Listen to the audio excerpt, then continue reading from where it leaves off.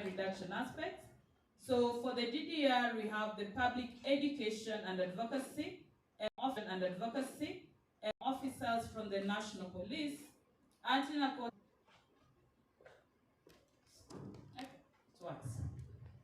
For this guide now Blue Cross. Blue Cross has done immensely when it comes to children policies. The other policy that we have is the one for community work groups, for society organizations across the country who are working in prevention and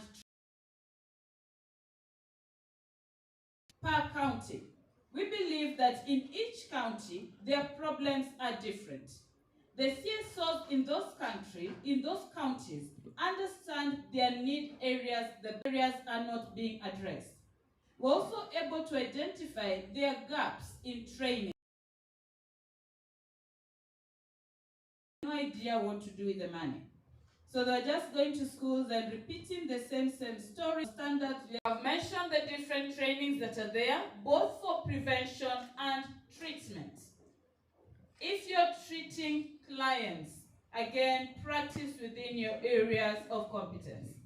And I must say that if you're working with adolescents, there is a training for adolescents. If you're working with women, we have WISE, specifically for women. If you're working with people in recovery, we have recovery peers, recovery allies, recovery coaches. We have training specifically to children. Don't mix them and gather them. They are special groups. If you're working in the treatment field, Kenya has national standards for treatment and rehabilitation. NACADA comes to inspect your rehabilitation and then accredit you to practice. If you do not adhere to the national standards, then together with other partners, we can close that rehab. What I am happy about is that most of our rehabs now are adhering to the standards. The checklists are also in place to help you know how to go about it. We do not try to frustrate you. These standards are helping us because we've had incidences of people being given beating therapy. You take your person to rehab and the demon of addiction is beaten out of them. So to protect our Kenyans, we have to implement the standards. So if you want to learn about this, they are also on the website. They are available free of charge. Another policy we have is the community-based rehabilitation framework for people with substance use disorders. This is our youngest baby. Now, for this CBR framework, it intends to have available, accessible, and evidence-based interventions at the grassroots level. The CBR programs are intended to be free of charge. They're intended to be outpatient. For the ones who need them, for the ones who cannot be supported at the outpatient level, they're able to be referred to an inpatient facility within that community. And what happens is, we've seen this work in Kiambu, and I keep referencing Kiambu because I have evidence of them, where you do not have money, but you are a farmer. So you have maize, you have beans. You take your person to rehab. The other clients who will come from other counties and they'll be able to pay by cash. But your person might not be able to afford the cash. So the rehab is able to support the client and the family gives them maize or beans. This maize, a sack of that maize or beans, is able to feed the other clients and maintain this client in the rehab. But most of them, we want them in the outpatient so that they are supported as they continue with their daily activities. We have the National Alcohol Drugs Prevention System. This is a system that collects data from all of our stakeholders who are practicing in Kenya. So whatever you do, you're supposed to be reporting to us.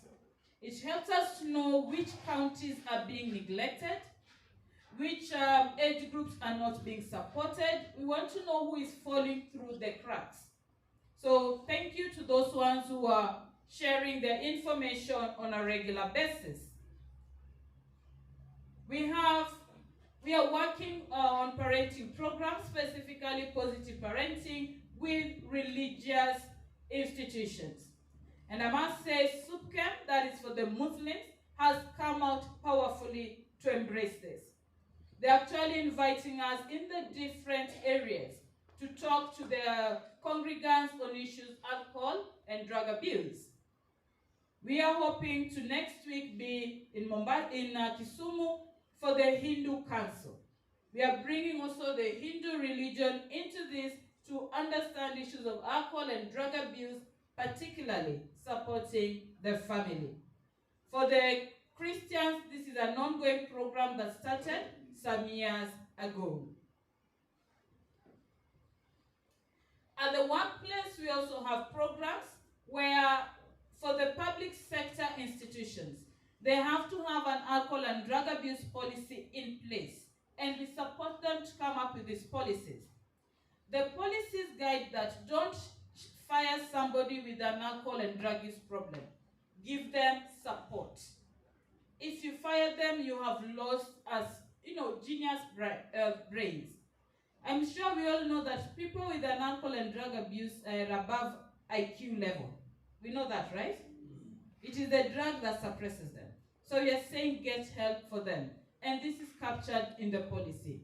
So we offer the workplaces trainings and support them to have EAP policies in place.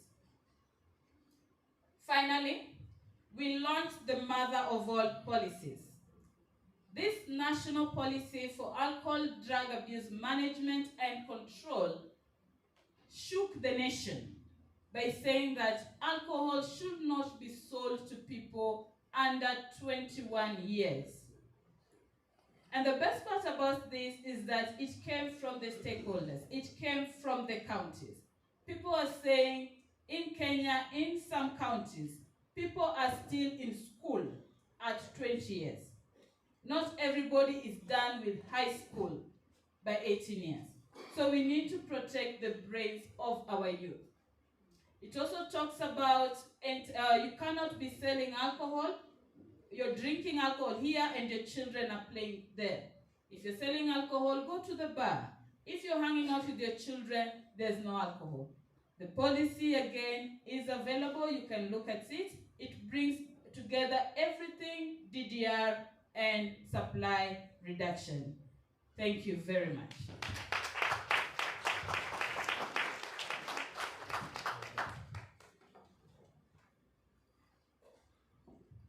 Thank you very much, Dr. Orlando, for those valuable insights. Please, I would like you to again clap your hands for Dr. Orlando. This intensive hard work. Our next speaker is my friend, Mr. George Morimi, a certified addiction professional and UTC master trainer, currently serving as a project manager for Africa at the Colombo Plan Drug Advisory Program. Mr. Morimi coordinates training and accreditation programs in Africa and to some extent in the Middle East, focusing on professionalizing prevention, treatment, and recovery services. Before joining the Colombo Plan, he served as the treatment and rehabilitation program manager at Nakada in Kenya, and earlier work in various government roles, including the Ministry of Foreign Affairs, Internal Security, and Environment. Mr. Morimi brings a unique combination of field experience, policy understanding, and regional coordinating expertise. His presentation, also titled Regional Challenges, Policy Missteps, Priorities, and Promising Practice to Strengthen Cooperation, will explore lessons learned from across Africa, highlighting what's working, where policy has fallen short, and how regional frameworks can enhance sustainability and collaboration. Please join me and welcome Mr. George Morimi.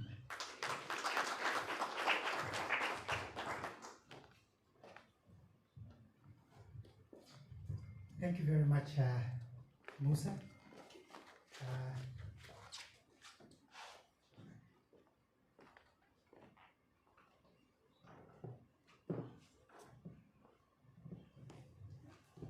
So, ladies and gentlemen, a very good morning once again.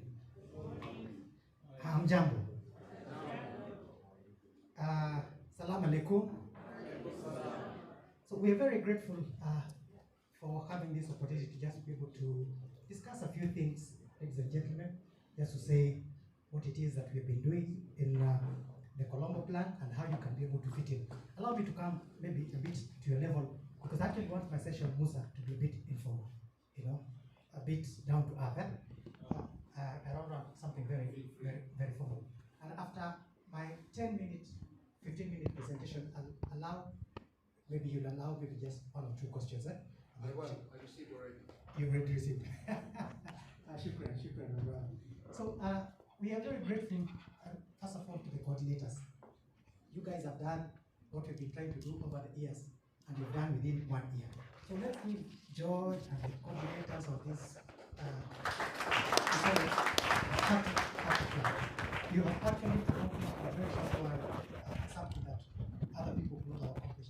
And that tells me, as time goes by, it's time for us to start handing over the mantle to the younger generation. You know, you guys are faster. You know, you guys can be able to do in a year or two what you will have to conceptualize in about 5 years and bring together and so along. So we are very humbly, very, very humbly handing over the mantle to the younger generation. So I've taken all my, we used to call, in our generation, we used to call it Afro-Asian. You guys are calling it Afri-Asian. So I'm still struggling to call it Afri-Asian. Yeah, you're used to Afro-Asian, Afro-Asian. So I'll be talking about our regional cooperation. And regional means Asia, Africa, and Middle East, where we have been doing a bit of things. So we, as the Colombo Plan, will be based in Sri Lanka, because the Asian countries came together to see how they can be able to develop the Asian countries. So because the first meeting was held in Colombo, they decided to call that organization the Colombo Plan.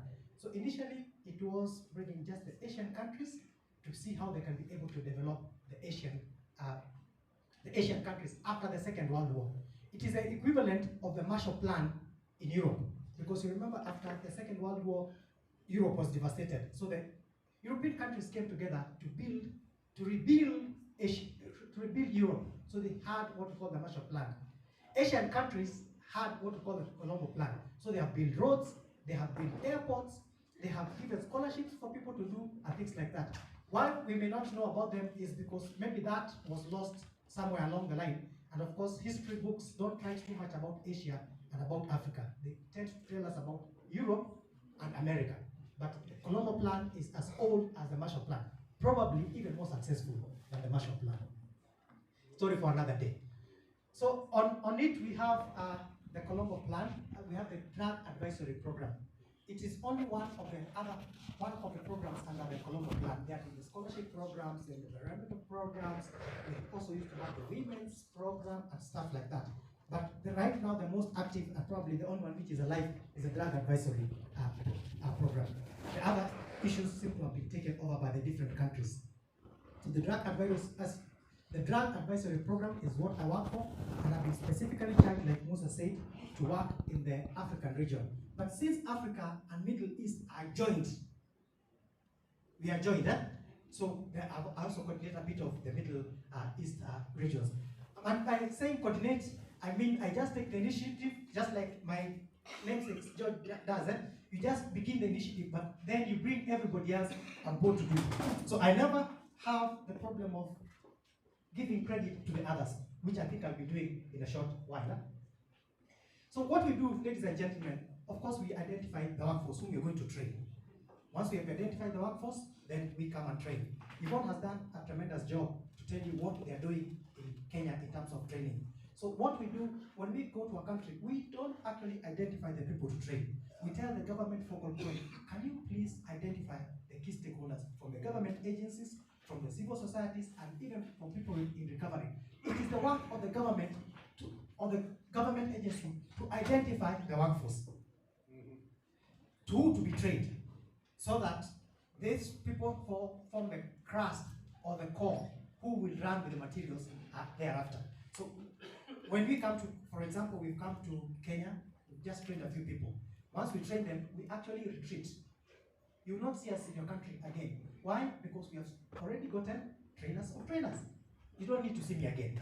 You know, so these people run with the materials. What they do with the government agencies and the national trainers is to collect the materials and hand over to us so that we know the statistics. Where are we going and things like that. So after identifying the workforce, which we do with the government agencies, then of course the issue of training, and then the issue of credentialing. And that is where we want probably to start moving forward as countries, because there's so many trainings, there's so many things happening. In the prevention world particularly, there are too many quacks. There are too many quacks. So maybe at one point you just need to say, anybody who's going to work in this field needs to be not only trained, which Yvonne asked, and quite a number of you raised, but are you credentialed? In other words, do we have, have we been able to measure your level of experience and expertise? And do we account for your credibility and ethical practice? So that when you start doing unethical practices, your credential can be withdrawn. So credentialing is probably one of the things that you probably want to look at as a resolution that you'll be making today and tomorrow. Do we want this field to remain the way it is, or do we want to introduce credentialing and make it something that is mandatory for everybody in the field? We also do, when we do all those things in our different areas, in our different things, we have all come together under one professional association, which we call ISAP. Some of you come through UTC, some through UPC, some through other trainings. There are many other trainings in the world. Ours is not the only training. Around 10 is the best. But we come all together and then we form one umbrella body called the ISAP. That helps us to be able to work with one mind.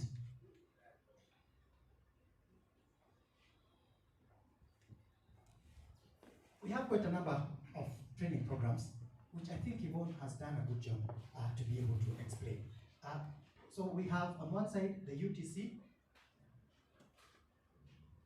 It's my clicker.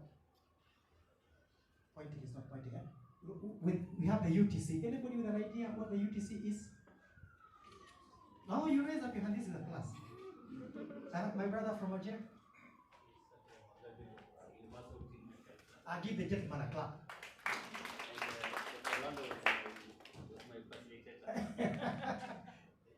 It's actually pointing. It's clicking. It's just the laser jet. The laser jet for pointing. Excellent. So universal treatment curriculum. Then we have the universal prevention curriculum, and then see a whole range. We have said there are many curriculums in the world, but I want to tell you why we think the UTC stands out. First of all, it's very comprehensive. Really, really, really broad. And to make sure that it is broad, we don't develop it by ourselves. We bring colleagues from the academia, we bring expertise from you, from the field. We also get the latest statistics and the latest information to put it together to make sure that it is comprehensive, it is well structured, and it is systematic. And for that reason, quite a number of colleges, including SAPTA and the rest, are taking our curriculum and using it in their colleges. Other universities, Kenyatta University is one of them, is taking our curriculum because it is so comprehensive, it is so systematic, it is everything, and using it in the university because they say, why do we have to apply rigor to develop curriculum that has already been developed? So quite a number of universities are running with it. It has all those other things that we're saying. It is integrated, it is balanced, and I like the word balanced because substance use is a whole range of issues. It's not just one issue. It's not just the drug. And I like what Kasiri from Uganda was saying, it's not just the drug. Because you can take away the drug and we have what we call a dry drug. Somebody, you've taken away the drug, but you've not dealt with the other issues around the person. So we want to make sure that the curriculum addresses the whole range of issues that affect human behavior. It is experiential, and then fundamental to us is the issue of it being replicable. Meaning, ladies and gentlemen, once we give you this curriculum, it will find it very easy to replicate it in terms of training, because we have a TOT and trainer manuals, so that they give you instructions on how to do it. And my other people from the different countries can be able to talk about that, which I think will be coming in a short while. So I want to say that we also have quality control mechanisms, so that every 1 to 2 years we review the curriculum, because things are changing. Evidence is changing. What is happening in the field is changing. So how do we make sure that what we have is controlled and has quality? So we review it very constantly. We review it particularly under the auspices of the UNODC, because they have a review committee. So we do that, and they call you together. When they call you, we actually just like observers, so that we are objective. So UNODC will call you as consultants, will call you as reviewers and the rest. Then you critique the materials. You say, this has been overtaken by time. These other issues have come in. Then we review and update the manuals on a 2 to 3 year basis. Ladies and gentlemen, this is a prevention summit. So I'll not take you so much through the universal treatment curriculum in the interest of time, but we have a whole range of the 8 courses, particularly for the basic series. Once you go through the basic series, you sit for the credentialing exam, then you can be eligible to sit for the other specialist courses. Yvonne mentioned treatment for adolescents, we have treatment for children, we have treatment for women, and a whole range of other issues which we call specialized.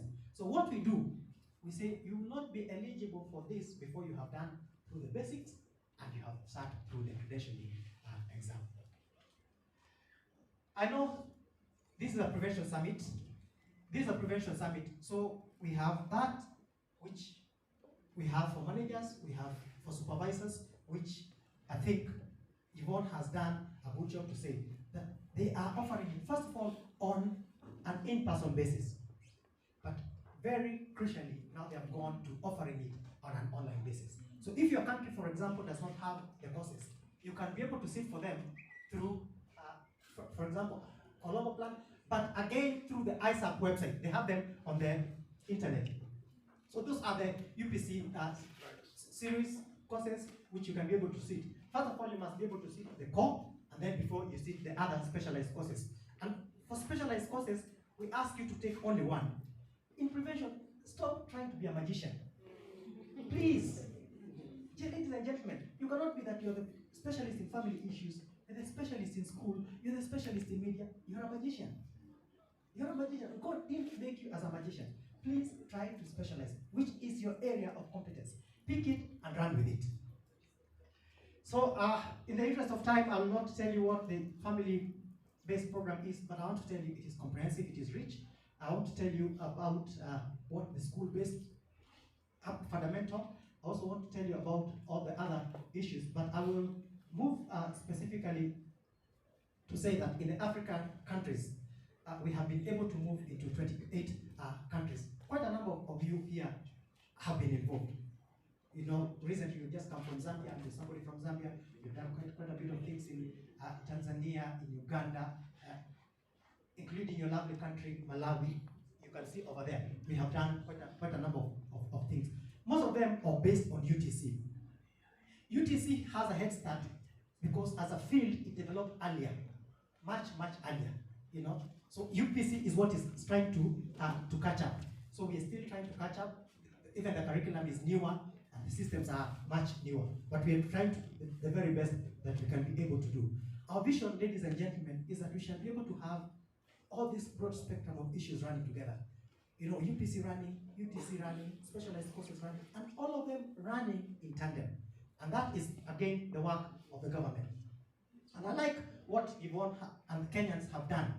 After we trained them, they have now gone to develop policies and legislations which are going to guide what we have done. So our training, we are confident, is really foundational. It is very good for be able to use in your countries in making legislations. What we do when we are training, conducting the trainings, we have a lot of dialogue. We normally bring, that's where the regional cooperation comes. When we are training, we bring in people from India, we bring in people from Thailand, we bring in people from Kenya and the rest. Then, when they're training you in your country, then you can brainstorm what is happening in your country. How can we actualize this? How can we make it be able to give us the evidence? We don't do these things, ladies and gentlemen, by ourselves. That's why I say I'll not take all the full credit. You know, we work, we're funded by the US government, we work with ISAP, we work with African Union, we work with ICDDR, which happens with government, with the universities, we work with the different training providers. Elev is a training provider, SAPTA is a training provider, so that they themselves are able to carry on with their trainings that we carry on. So I wish to say that we're very grateful for your participation. And I hand over the mic. Thank you so much for your presentation. I would like to say that both of you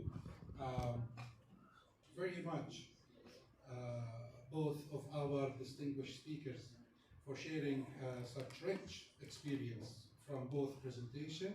It's clear that sustainable drug demand reduction depends on a combination of evidence-based policy, professional capacity, and cross-regional cooperation. And please join me to clap for them one more time. And I would like to invite you, both of you, to the stage again. I have a couple of questions, so we can, yeah, please.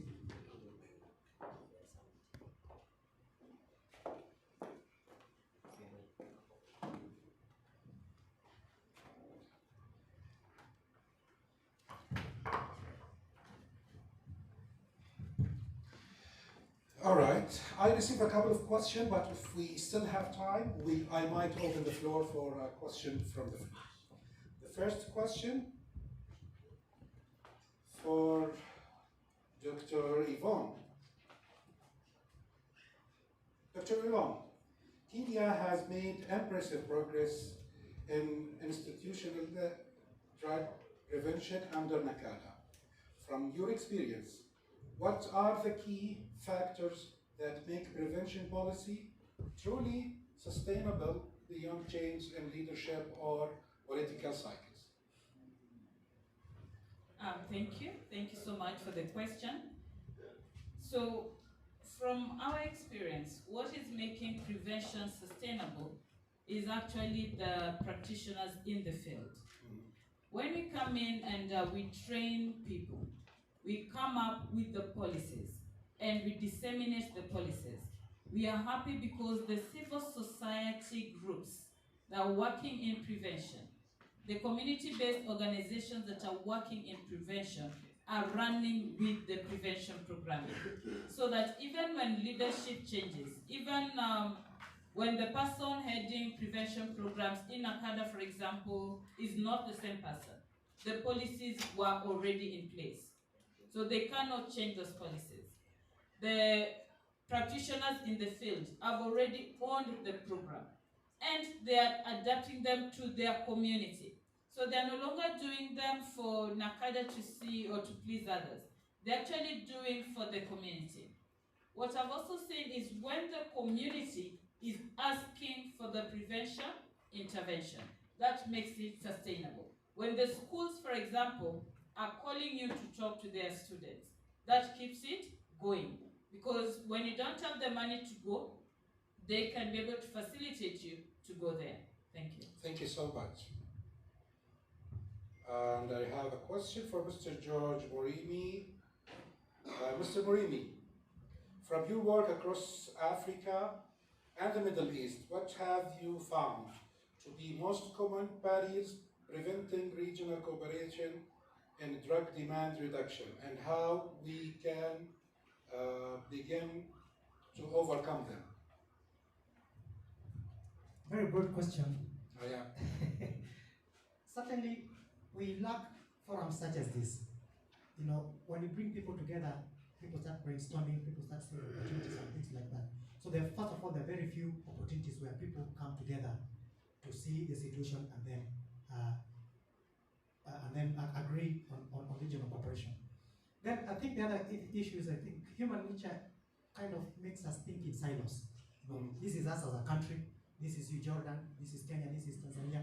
we ourselves as a problem. So until drugs start coming from there, then we bring together.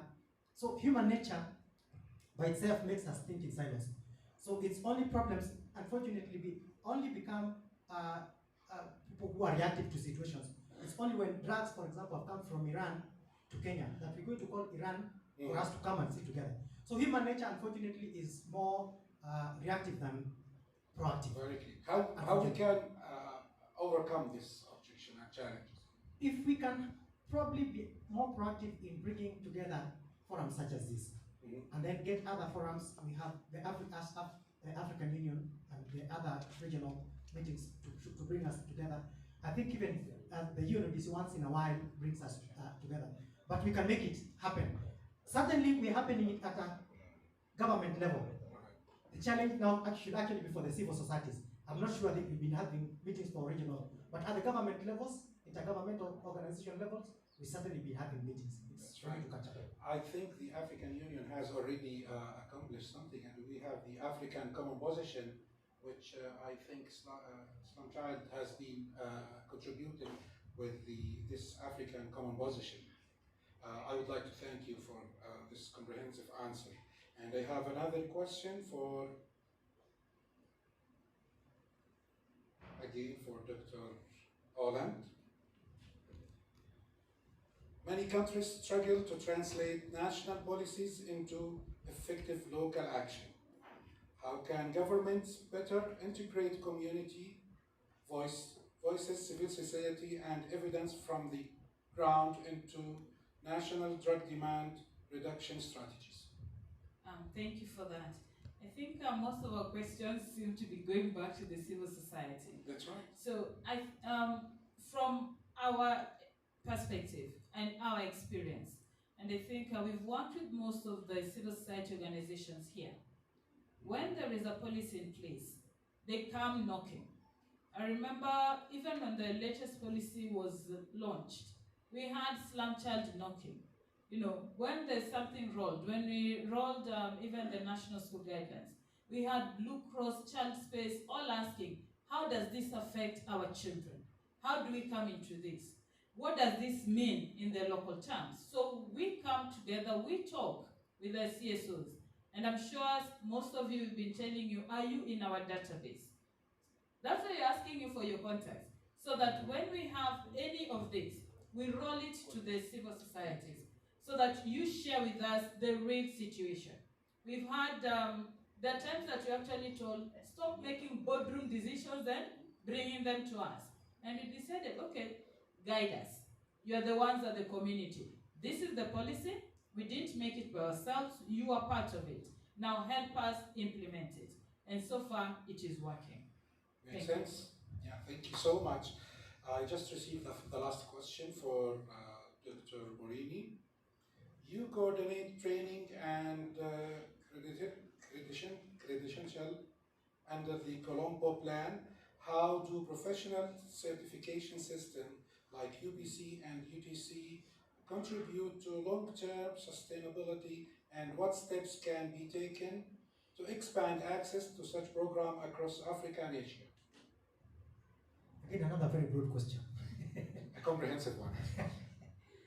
I think in terms of sustainability, the fact that we have a system that is entrenched within a certain policy, entrenched within a certain legislation, entrenched within a certain framework, that makes it, first of all, compulsory for everybody. Oh, yeah. You know, if, for example, the school, Yvonne talked about people going to school, people who are haphazard and everybody else. It's because it's a free for all. But the fact, when you make it that you must be credentialed, then it's not everybody. You certainly now start having only people who are professionals. So you make a system, you actually professionalize the system. I'll be actually keener to talk about professionalizing the system. And once you professionalize the system, sustainability is actually automatic. Look at all the other professional bodies. Those people who are psychologists here, those people who are psychiatrists, those people who are engineers, and the rest. How come your associations are sustainable? How come they are running throughout? You know, so the only challenge we've had with things like treatment professionals, I think those ones are now systemized. the prevention professionals, it's not systemized. You know, that's why it runs right now. You can see it's flourishing because there's a summit. Next year, when there's no summit, it plummets. You know, so we must be able to, once we systemize a system, once we systemize a policy, once we systemize an action plan, then sustainability is actually almost guaranteed. Thank you. Thank you so much. I would like to thank you for your cooperation and for this informative session. And I would like to give the floor. We still have a couple of minutes, so I can take 2 or 3 questions. So from the back, we start from the back, the white shirt. Yes, please. Yes, good morning and thank you very much. Thank you, the speakers. It was a very informative session. So for introduction, my name is Ali Hussein. I am the mental health focal person for Wajir County. I'm glad to be here today. So I've listened keenly to the 2 presenters, Dr. Orlando and Mr. George Murini, both talking on the perspective of NACADA and the Colombo Plan for Africa. And I think we've drawn good lessons from the 2. I had 2 questions that I wanted to humbly submit. One will go to Dr. Orlando, and another one will go to Mr. George Murini, the Colombo Plan program. Yeah, please go ahead. Yes. So I will start with Mr. George Murini. Mr. George, actually I'm a graduate of the program, the UTC program. I completed the 6 weeks program, having completed the 4 weeks online and the other 2 weeks in Kakamega. Actually, my facilitator was Dr. Orlando, whom I highly respect. So in the program I have completed, and it is done. But what after it has been done? Our work is not formally recognized at the counties or where we work. In fact, where I work, they don't even know the program. My bosses don't even know the program. So what for the professionals after you've done the UPC? I'm also doing the UPC currently, but what after you've done? Yeah, very clear. Yes. The next question. The next question is for Dr. Orlando. Dr. Orlando, we have the community against alcohol and drug abuse in the counties and everywhere, as clearly stated in the policies. But you see, they are not also formally recognized. They're just there. But we don't have any letter from NACADA or from the counties. So I think it's one thing to formulate curriculums, and it's one thing to motivate the graduates. It's also one thing to form the committees working against alcohol and drug abuse. It's also one thing to recognize them. Thank you. Thank you very much for the opportunity. Thank you. Would you prefer to answer now or collect all the questions? All the questions. So, yeah. Good morning, everyone. Good morning. My name is Susan Kidika. I'm a girl from the village, and I started an outpatient facility after a strong recommendation from Mr. Morin.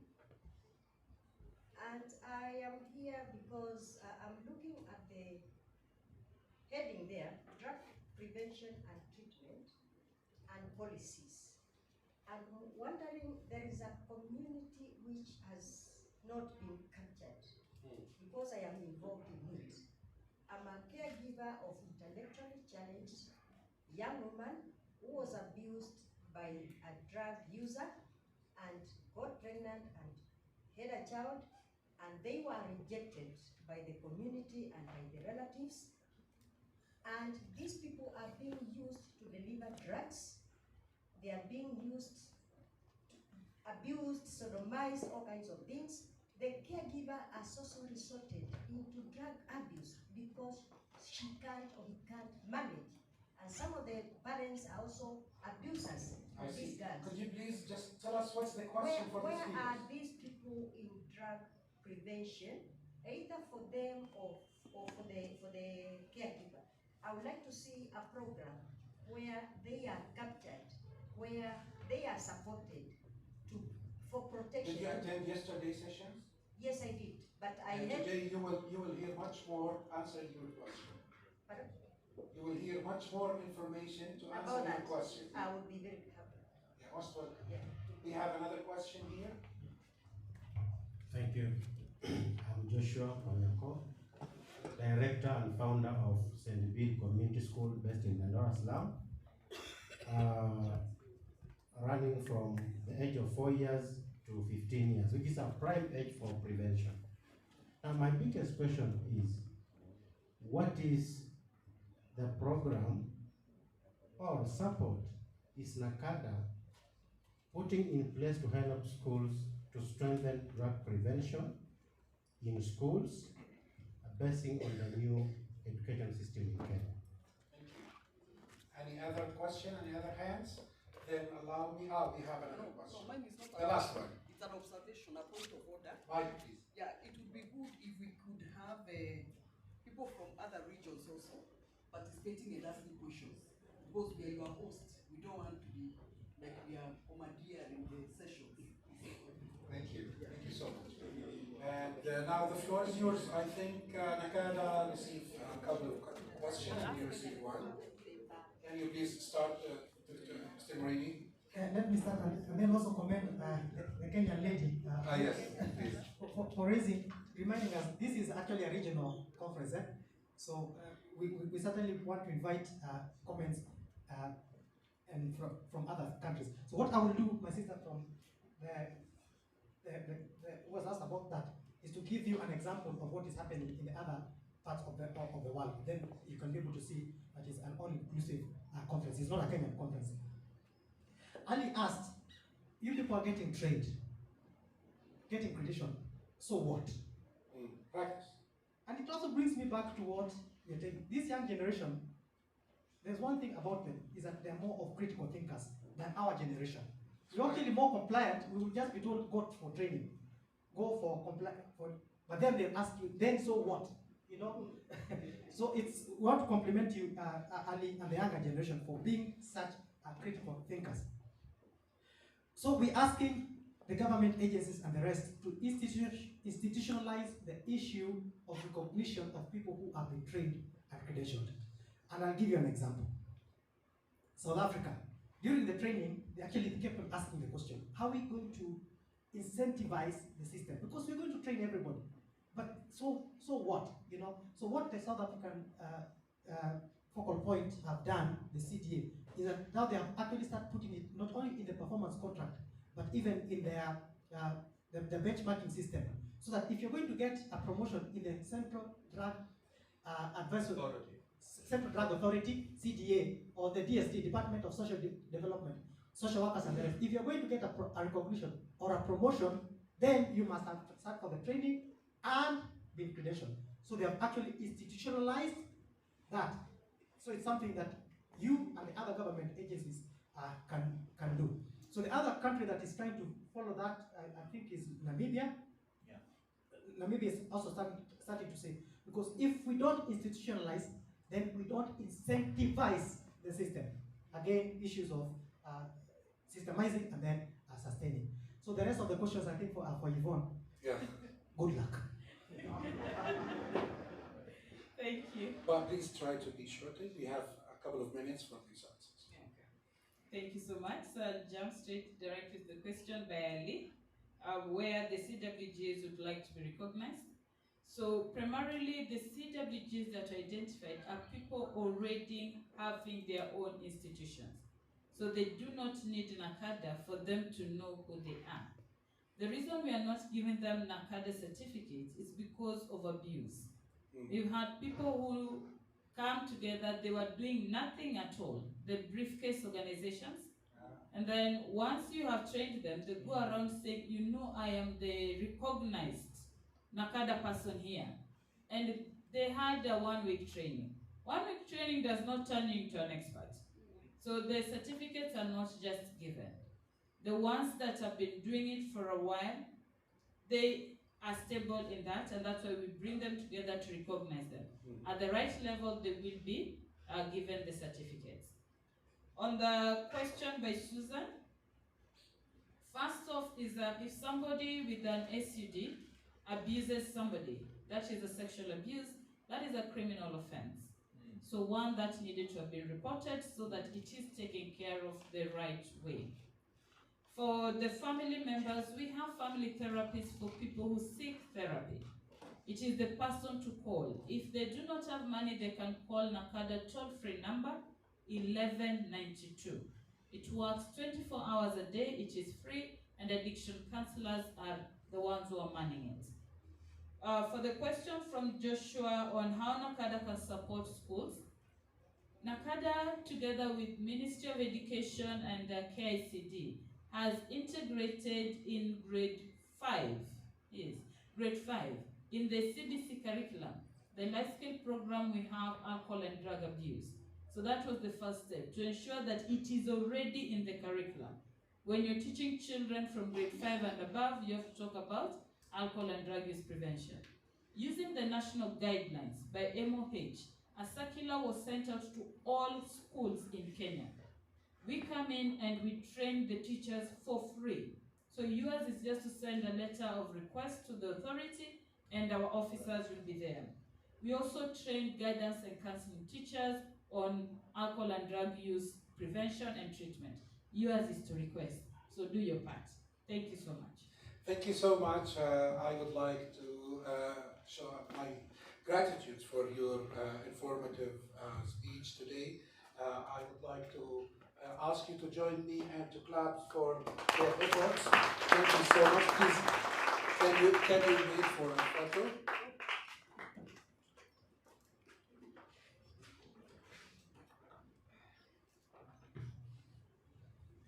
Correction. In the middle of the protocol.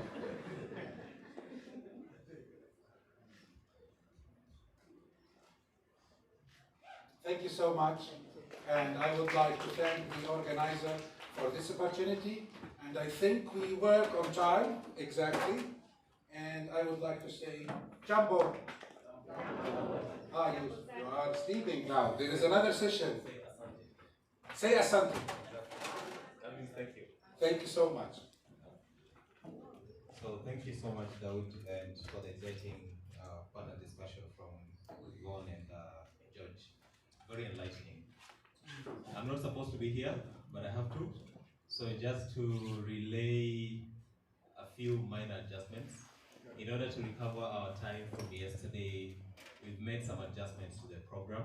So this is basically how things are going to run. For the next 45 to 50 minutes, we're going to have a breakaway session. One session on this side of the room and then one session on the other side. Then we'll come back together for several plenaries, and I'll just run quickly through them. So the first breakaway, which will be on this side, will be on treatment, recovery, and treatment, rehabilitation, and recovery. So on this side. Then on the other side, we'll have unique approaches and lived experiences in drug demand reduction. So the session on this side is moderated by Ms. Nkata Mwenda. The other side is moderated by Dr. Rogers Kasire. Then after this, we come back to this side for unique perspectives. We have experiences from Uganda, we have experiences from South Africa, from Kenya, and then mental health and research perspectives. Then we have a session with the Green Crescent. That should be just before the afternoon. Then after that, we have plenaries that should conclude at around 3 p.m., 3:30. And then we have a special surprise. So if you see me trying to get our moderators to hurry up, that means I'm trying to get to the surprise at the end of the day. Sawa. Thank you very much. So please prepare for the breakaway sessions, one on this side and then one on the other side. Thank you very much.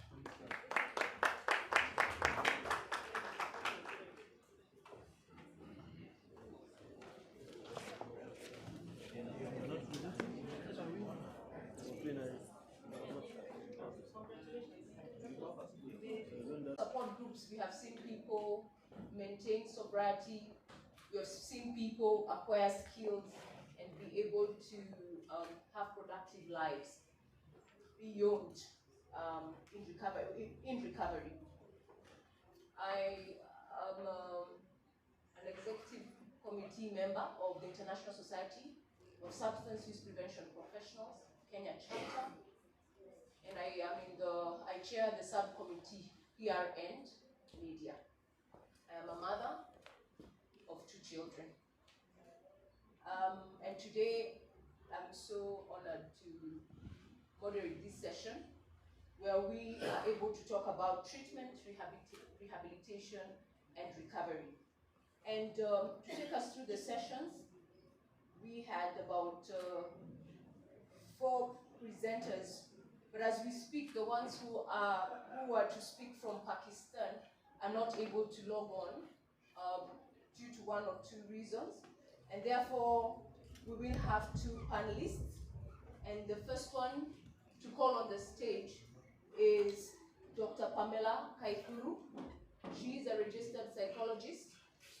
She is the president of the International Society of Substance Use Prevention and Treatment Professionals Kenya chapter. She's an instructor at the Institute of Meteorological Training and Research, the Regional Training Center in Nairobi, Kenya, for English-speaking Africa. She is a consulting psychologist for Africa Coalition of Communities Responsive to Climate Change and a member of the Regional Technical Working Group on Anticipator Action for Climate Change East Africa. She's also a mental health professional, an internationally certified addiction professional, author, trainer in the area of HIV mainstreaming, alcohol and drug abuse prevention, mental health, psychological wellness, and climate change. Yes, we are continuing. We really are happy to have an expert in this field. Dr. Pamela is a social influencer and champion in mental health and drug use prevention. She has experience in public service, policy development, program development and implementation. She holds a doctoral degree in counseling psychology from the Catholic University of East Africa and a master's from Mount Kenya University, a diploma in meteorology from the Institute of Meteorological Training and Research, and diploma in addiction counseling and treatment for support for addiction prevention and treatment in Africa. And therefore, I would like us to give a round of applause as she comes and takes us through the session. Let's give a hand to Dr. Pamela Kaikuru.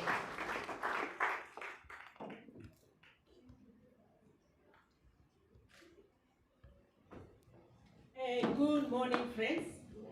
Good morning, delegates. I'm so glad to be part of this morning. I need not to do any more introduction of myself, but I want to tie the aspect of meteorology and psychology. Probably the only trained meteorologist in psychology. How this came to be is I work for government in the Ministry of Environment, and being a meteorologist, a lot was happening around loss in HIV. And that's how my journey for psychology started. And I built that over the years. Drug issues came in, mental health mainstreaming, and now climate change, the new kid in the block. And I'm a great advocate of mainstreaming mental health in climate response. And that's where I sit at the Technical Working Group for East Africa region on anticipatory action. So this morning I make a brief presentation of some work we are doing with a student in SAPTA. I supervise and teach at SAPTA also in terms of addiction, and also supervise in the Defense University students in master's level doing psychology. So this is a work that is ongoing because of logistics around getting the license for field work. We have not gone to the field yet, but it is good to present the preliminary and how it is shaping out for us to be able to really look at what is happening around substance use and women in Kenya. So I want to say, as studies have shown, that globally there is a growing concern around substance use as a public health issue around women. Looking at the population of women, the numbers are there telling 13.5 million women are dependent on drugs, and over 100 million are engaging in harmful alcohol use. And there's a big silent struggle, especially among women, knowing the status and where women are placed in the society as caregivers, as strong, you know. And because of this, at times, they are neglected, and this is causing disease progression. Instead of them being identified early and supported, because of how the society views them, they progress silently, and it is complicating treatment and leading to multiple dysfunctionalities. And you know, a dysfunction in a woman, of course, will resort to other aspects. So this Sunday went out to explore the psychosocial determinants that are influencing treatment among women, a mixed method research that is actually looking at those psychosocial stressors, and of course adapting the biopsychosocial model so that we can be able to picture all the aspects, both biological, psychological, and social, that influence treatment around among this population. Why is it important? Because we have seen in these 2 days the growing need around substance use disorders, and the numbers are increasing. The demand for service is there. So we need to be able to have policies that are gendered, that are speaking to the problems that affect women and girls, being that it's a little different. I know in the midst of us is Susan, Dr. Susan, who is my mentor, the founders of ISAF Kenya, and they are doing a lot with a group of women who are running women rehabs in Kenya.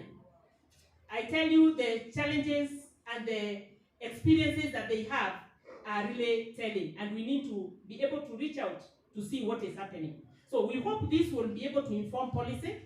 It will provide the treatment centers and the healthcare providers with the salient issues that are around women, and of course, we use it to raise awareness among communities and all the other players. Why is it important? Studies are showing that there is an increased drug misuse among women. 10% of the professional women in Nigeria, according to a study in Nigeria, are in risky use of substances. And of course, there is a challenge because of institutional discrimination around them. In Kenya, over 500,000 women live with substance use disorders. This is according to Nakanda. And the likely scenario is this is a bigger number. If what we are seeing amongst the youth is anything to go with what we are seeing in the universities, what we are seeing in the colleges, including in the secondary schools and the communities where we find ourselves. Probably this is a lower number. So there is also high pressure amongst the career women.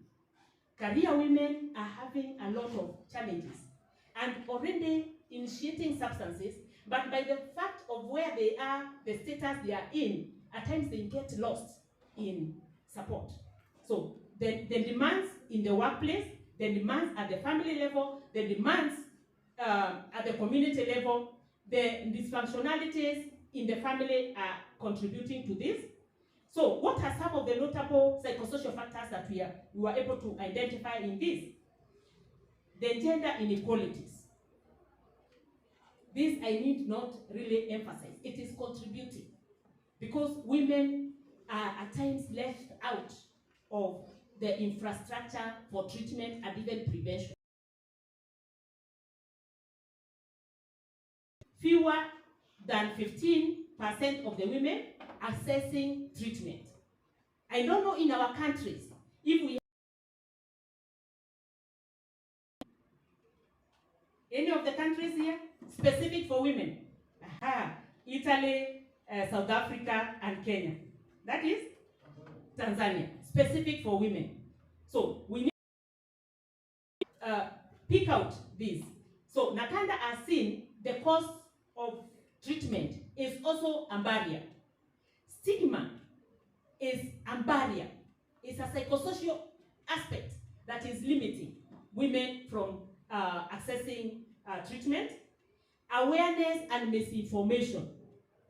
You find a woman going out there and on a date street, the man convinces her that she can take wine, it is less harmful as the man is taking beer. Is that true? So you can see the misinformation. And then in the family level, we are saying that I need to really be careful about my boys.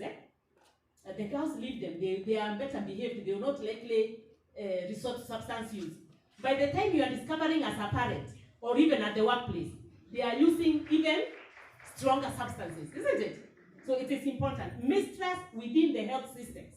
A woman who goes to a health facility to seek support, and then because she is using substances and there is no trust with the professionals, they don't disclose that. So you keep treating other things, and underlying those other conditions is substance use because of mistrust. Because women, how can you as a woman be using substances? What kind of a woman are you? What kind of a mother are you? So who wants to be told such things? So you find women, because of the mistrust, they don't seek services. Education is also a challenge, and of course, self-efficacy and self-esteem issues that at times women are faced with. Dual diagnosis. A woman has a substance use disorder, but also has other mental health disorders. And at times, if the mental health disorders, others are not picked, then it is challenging intervention. So 60% of the women in rehab centers have untreated mental disorders. And it is important to address the co-occurring mental disorders so that we can be able to improve.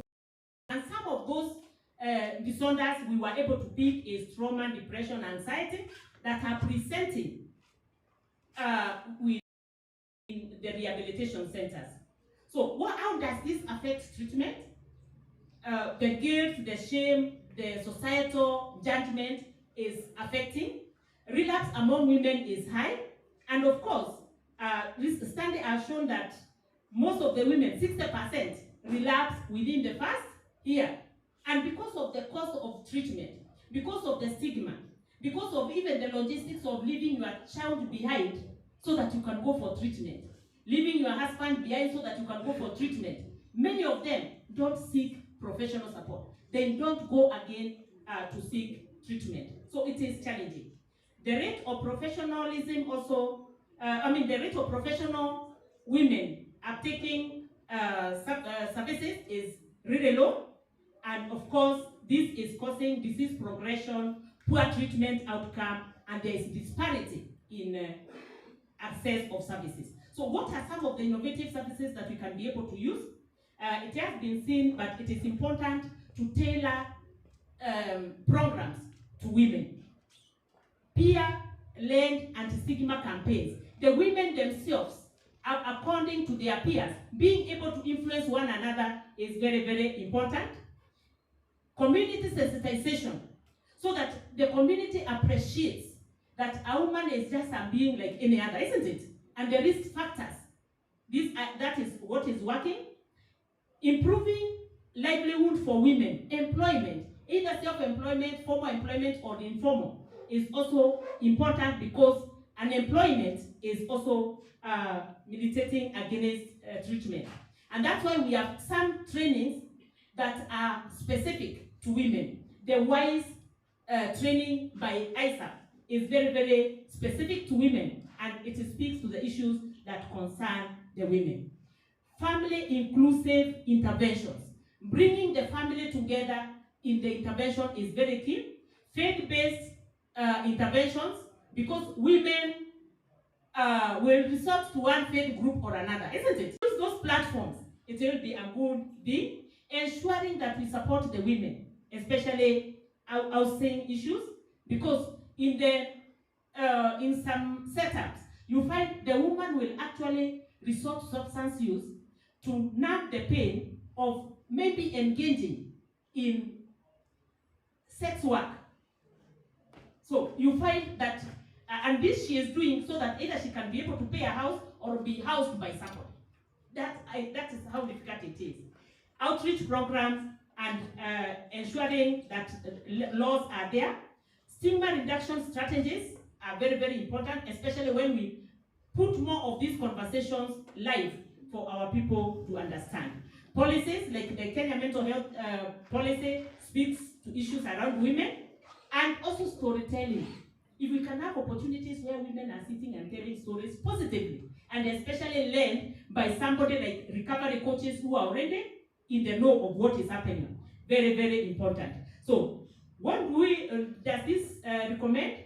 A holistic, systemic support system that is inclusive is very, very key, and we recommend public-private partnerships so that we can strengthen the health systems, so that we can be able to have facilities that are specific to women. Allow me 1 minute to really just make a statement around ISAP, the ISAP that I represent, which is an international, global, not-for-profit, non-governmental organization, currently with 39 national chapters, with a membership of well over 47,000 people.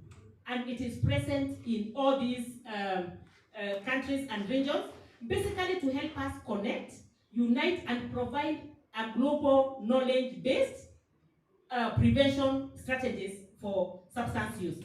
When you go to the website, this is what you'll see on the website. Please register to be a member of ISAP. I know many of us here have, because our intention is to connect professionals.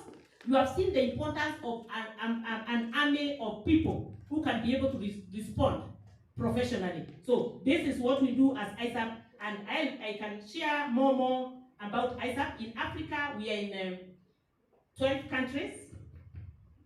In Asia, I think 16 countries. Yes. Wow. So thank you. Wow, thank you very much. Let's give her a round of applause. What I picked from her recommendations is the holistic approach and private-public partnerships. And I know we will come to a panel after the next presenter, and we can be able to ask a few questions. And therefore, I would like us to give her a round of applause once again. You have quite a number of questions for her, right? Yes? Okay, let's move into the next presentation. Then we can hear from the plenary. The next speaker is someone, oh my, I met her, now I can say it, I met her in a circle. We had gone to a place called the association, the APRAC, which is the Association for Prevention, Rehabilitation, Addiction Prevention and Rehabilitation Association of Kenya. And I remember there was an activity one afternoon, sometime in 2022. And she sat in a circle. We had gone there to listen to the youth who are using music as a way of recovery support. And when she spoke, whatever she spoke, I got drawn, because number one, she was a counseling psychology, and the way she handled how one of the ladies expressed herself, and she was very supportive. And who would have known that even as we continued, she would play an integral part in my life personally and our organization, and even in ISAP, where I mentioned we are members. And therefore, I'm truly honored to welcome Ms. Catherine Muthiani, who's a counseling psychologist. She's got her ICAP 3. She's a training manager at SAPTA, which is the support for addictions prevention and treatment in Africa. And she's an accomplished addiction professional. She's also specialized in trauma and loss, as well as a master's in psychology with an addition to addiction. SAPTA College is based here in Nairobi and is a leading institution in prevention and treatment. And we are so privileged to have her today at the summit to be able to take us through this session. So let us give a big round of applause to Dr. Catherine, to Ms. Catherine Mudiani, who has about 10 minutes. Then we can be able to go into the panel and ask those questions as we hear more from them. Let's give her a hand. So good morning. Good morning. I'm privileged to be here today. As you've heard, I'm Catherine Mudiani, and I will be speaking on the relationship between childhood trauma and opioid addiction among clients receiving services at SAPTA. SAPTA stands for Support for Addictions Prevention and Treatment in Africa, which runs a harm reduction program in Nairobi area, serving over 5,000 clients. So this is a study that I conducted last year, and the findings of the study, I believe, will inform a lot and can be useful as we talk about harm reduction. So why trauma? Trauma is not just a personal story. Trauma is a clinical issue. Trauma is a public health concern. We heard from presentations yesterday from Dr. In looking at the aspect on how trauma really impacts people in adulthood, and the focus of trauma that has happened early in adulthood, early in childhood, that people don't really pay attention, that can be so impactful. Going by some of the studies that NACADA released, exposure to drug use in Kenya has been as early as, for children, 4 years, with an average of about 14 years. And when we're talking about now childhood trauma, such kind of exposure can have so much relevance. And my study looking at childhood trauma narrowed on 3 aspects of it. And that was on parental neglect, parental separation and divorce. And this is not just about the separation later on in life, separation that would happen even when a lady gets pregnant and the father disappears. And it also focused at emotional abuse, which are 3 aspects of ACEs, adverse childhood experiences, which the study focused on.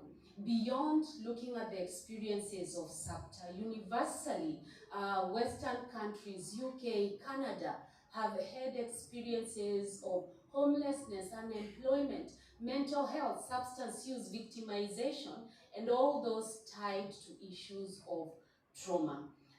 Looking at the data at the time which I had, opioid use disorder accounts for 70% of 18 million healthy years that have been lost due to drug use disorders. So this is a global concern, not just a Kenyan issue. And now connecting to SAPTA, why did I choose SAPTA? Because SAPTA runs one of the harm reduction programs that has been able to serve many clients. And the reason for focusing on this is because many of the clients that have opioid use disorders come from environments that really predispose them: informal settlement, family breakdown, homelessness. And one of the harm reduction focus among the pillars of harm reduction is adherence to methadone. But then significantly, when it comes to psychotherapy, and psychotherapy that is attentive to trauma, that has a limited focus. So with long-term methadone adherence and limited psychotherapeutic intervention, that leaves a gap. Most of the studies will focus on trauma in youth, in children. How about adults who are having substance use disorders? And the theory that informed this study was on the self-medication hypothesis, whereby people would use drug as a form of coping, and also looking at the contemporary trauma theory, which looks at the need to look at why are people engaging in certain behaviors that could be unhealthy. The objectives of the study was to look at the correlation between childhood traumas and opioid use disorders, with a focus on the 3 ACEs aspect that I've talked about: emotional abuse, parental neglect, and parental separation and divorce, but also with the objective of advocating for trauma-informed interventions in harm reduction programs. Sorry about that.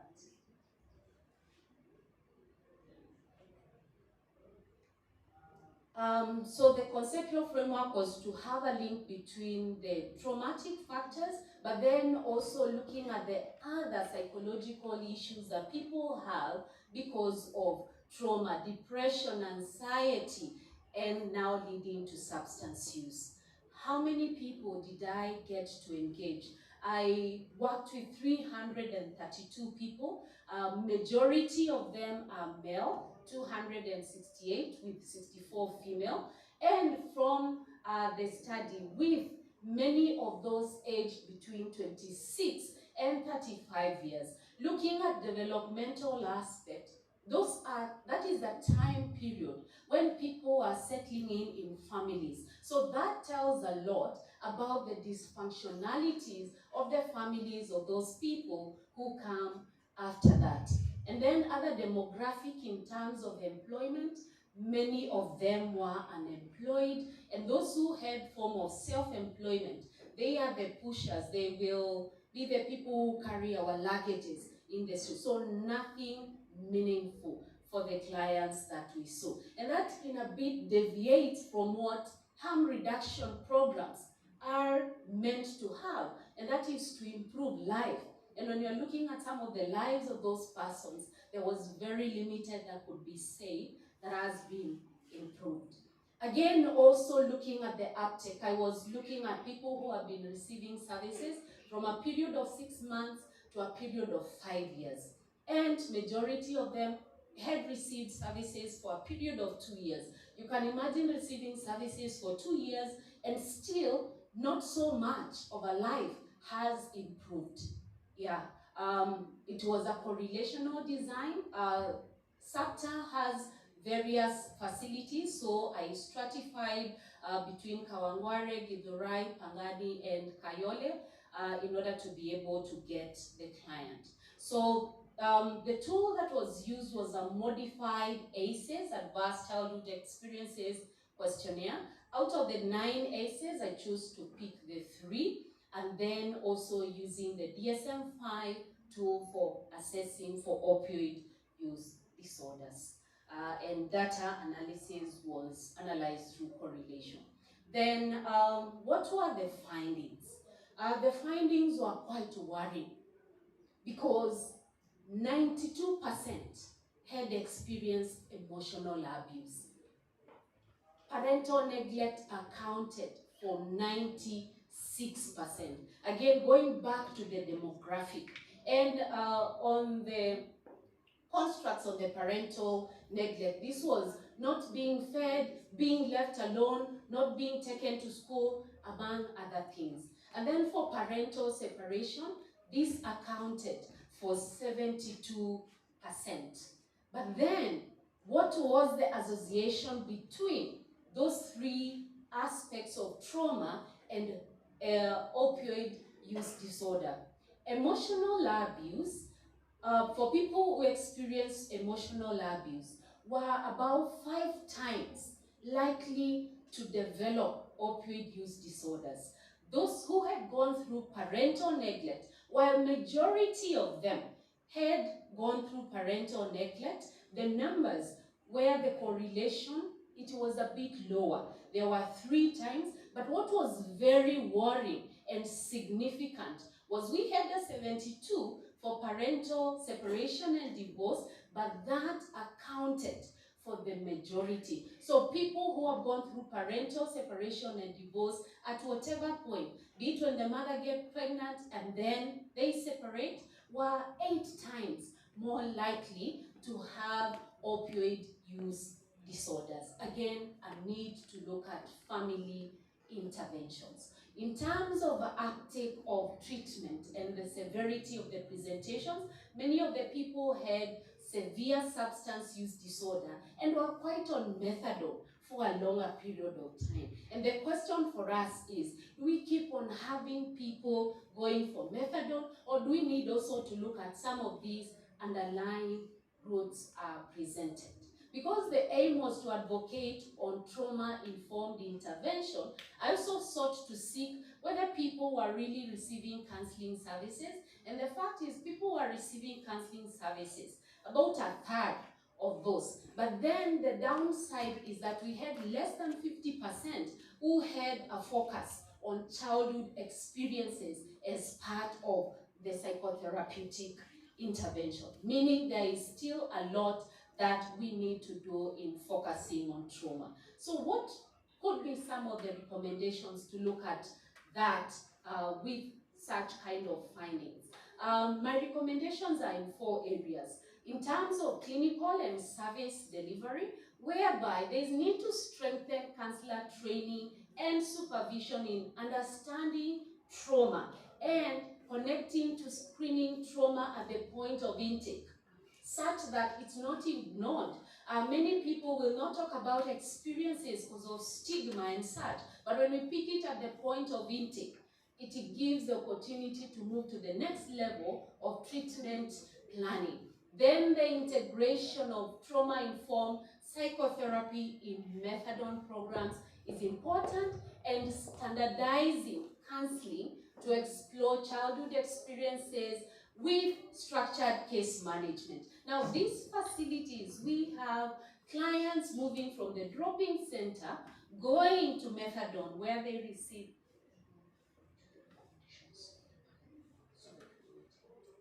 Thank you. So let me just finish on this point.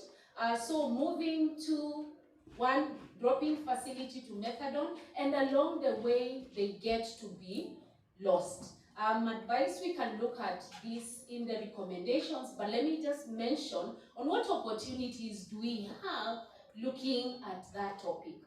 Pilot on trauma-integrated methadone medicated assisted treatment models in harm reduction.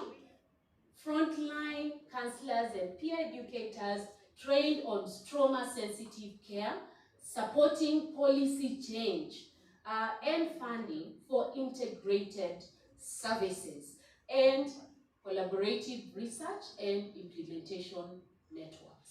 Thank you very much. Thank you very much. You can be able to continue the conversation in the panel. You may have a seat, as I also welcome Dr. Pamela Gaiduru, so that we can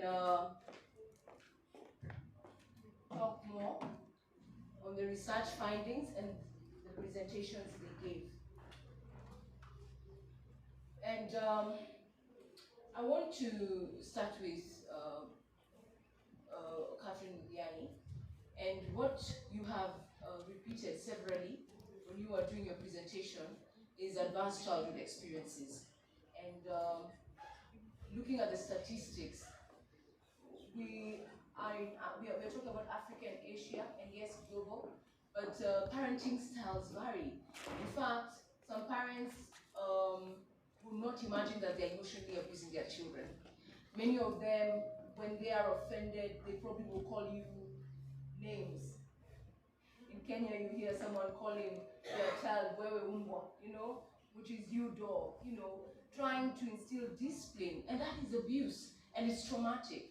So the ACEs, can you elaborate, how will we be able to change that culture, and especially when it comes to parenting, so that they can be aware that their children are turning out the way they are because of their influence? What needs to change? Thank you very much, Kaka, for that question. What needs to change first is the awareness of the parents.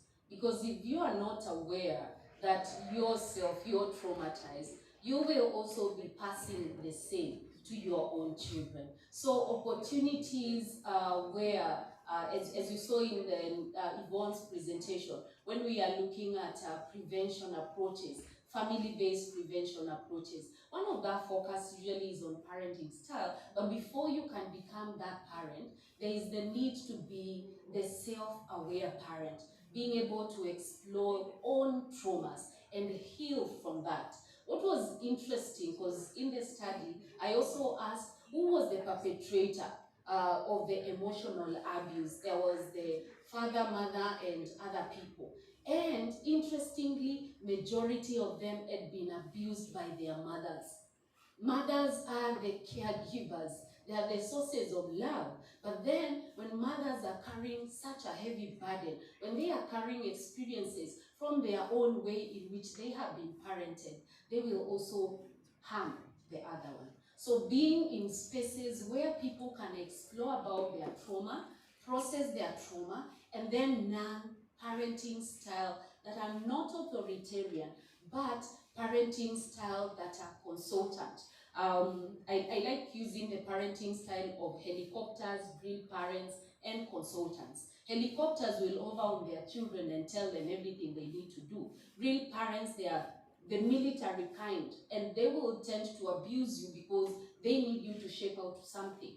But when you are a consultant parent, you're able to reason out with your child. So start from healing, learn how to be an intentional parent, and then you can impact. Wow, thank you for that response. You need to be intentional. I'll ask Dr. Pamela. She shared some statistics on women and how women are using substance. Those statistics globally are already alarming. And you mentioned WISE, whereby you're equipped to support a woman. So my question to you is, based on your research, what strategies or interventions have proven most effective in improving treatment uptake among women? Because it is an alarm. You mentioned stigma. So what are you doing? What are those interventions? Thank you, Nkanda, for that question. As I said, this research, we have not gone to the field yet, but literature review reveals that there are interventions that can work for the woman, specific to women. If we can be gender specific, targeting certain gender, and when we look at women, there are different stratas. There is the working class, there is the school going, there is the informal settlement woman, there's the informal employed woman. So if we can be able to have targeted interventions that are specific to women. Women have their own issues. When they go for rehabilitation, I have engaged with Dr. Susan and the group of women that are running rehabs in Kenya. The challenge is when the women go for treatment, they are still leaving their mind behind because of the children. You are there and you don't know what is happening to the children. And today with the issues of abuse of children, even in the trusted family, it concerns the woman. So we need to really be responsive so that we can think, what is the need of this woman besides treatment? What is the other need that would impact on our treatment? So that we create treatment facilities that will be responsive to this. Can this woman who has an infant be also accommodated in the rehab where she can be able to take care of the infant? Can this woman who has a mental disorder, that be identified also so that it can be managed? This sex worker who is resorting to substances, because this is the way of earning a living, can we have programs that are responsive to this? At the community level, awareness is very, very important. At the community level, some people don't appreciate the aspects of the complex nature of the woman and the trauma that the woman probably could be going through that is predisposing them to substance use. So looking holistically at a woman, looking at the cost of treatment. Many women and to some extent, dependent on the family resources that are also controlled by the man. What will the man prioritize? Treatment for this woman or investment for the family? Yes. It is important to think about all these aspects, Yes. so that then we can have treatment that will work for the woman, that is sustainable, that is manageable. Wow, thank you so much for your response. As we wind up, because time is not on our side, the good thing is that our professionals are here. They can even share their research and their papers. But what also has been highlighted is the access to treatment. The costs are out of the roof, and you find, because of some things that have been highlighted in their presentations, that women or even men find seeking treatment is a burden to the family. They will treat non-communicable diseases normally, that you can go treat diabetes and hypertension. But when it comes to mental health, you find a stigma, and you find someone saying, how can we spend this much money to take you to hospital because you could not manage your drink? They don't want to perceive it as a disease. And what I've had from the panelists is that we need a holistic approach. We need to change the narrative so that there is more attention given to treatment, more attention given to awareness, more support even given to recovery, because addictions and the substance use disorders as well as the behavioral are relapsing in nature. So I want to really thank you for sharing with us, and I will take about 2 questions, to be fair. Let's just take 2 questions, a gentleman and a woman. Okay, let's take 3 questions, one from this row, another, and the final one. There's someone who raised their hand. Thank you so much. I'm Sharon Ranga from Blue Cross Kenya. My question is, when we talk about trauma and recovery, and I want to base on the hard drugs methadone, you realize methadone is also addictive to the patients who are taking methadone, and how effective it is when it comes now to trauma intervention. My second question is, let me give an example to what happens in Kisumu. We also have a methadone center called MET. And you realize we also run self-help group sessions. We call them support groups. These are the people who are in recovery but unable to pay their recovery charges because it's quite expensive to the people, to the vulnerable community. And you realize these people go take methadone and come back for the support, the self-help group support. And at that moment, if you are not into the recovery field, you might think they are drug because that's how it acts. And you realize this goes, when we talk about methadone, a client can depend in methadone almost 1 year or 2 years. How effective it is when you want change. And we talk about trauma. Trauma, we look about the root causes of trauma. We may be handling things we see, but what about the things that we don't see? Thank you. Okay. Let's have the second question. I believe Dr. Ndiani, that's addressed to you. Let's have the questions Thank first. you. Yes. My name is Samson Kaulu from Tanzania. My question goes direct to Dr. Capella. You have explained in detail about the situation. Yes, I would like to know the experience from you concerning the marginalized community, especially women who are living in rural areas. From my observation, I found that in rural areas there is childhood trauma caused from early marriages, and these women who are getting married at early ages, they get early pregnancy. Some of them at the age of 15 to 16, and they become mothers. They start to take care of family at a very low age. And when you say family in rural areas, you find father, mother, relatives go to the farms and organize some home activities over there. Finally, end up having poor parenting skills, resulting to the kids to whom he realized a few years back, they come to town and they become introduced to the drug using, especially blues. What is the experience from you on the basis of recovery process prevention and treatment for this and for those who are not yet being affected? That's a very good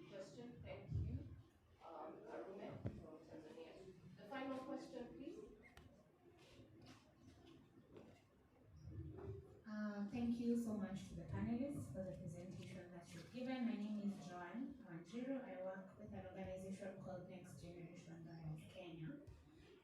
And mine is just to maybe get to hear from you in terms of, you've said a lot about the vulnerabilities of women and issues of trauma, but looking at the interaction of women who use drugs with the justice system, there's a lot of additional vulnerabilities that come with that and a lot of trauma issues that come with that.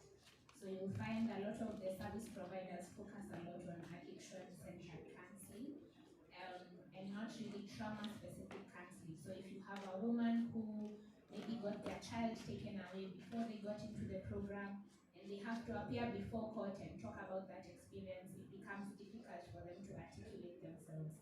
Women are vulnerable to gender-based violence, there's issues of power dynamics. Having them take the stand as witnesses against this person who is providing for me, who is my spouse, is also an additional issue. And even on the flip side, the criminal justice system, they will get arrested often because they will hold the lowest ranking level. Your husband will tell you, take this to so and so.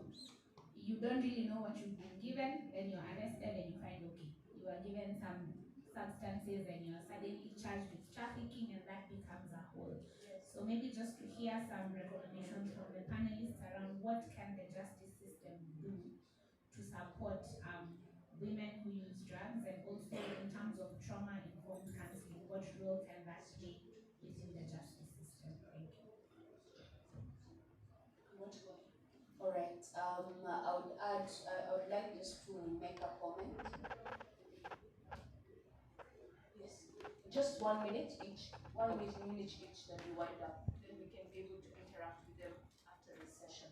So 1 minute, Catherine, as we wind up, as well as Dr. Pamela. All right, I would like to make a comment and also respond on that.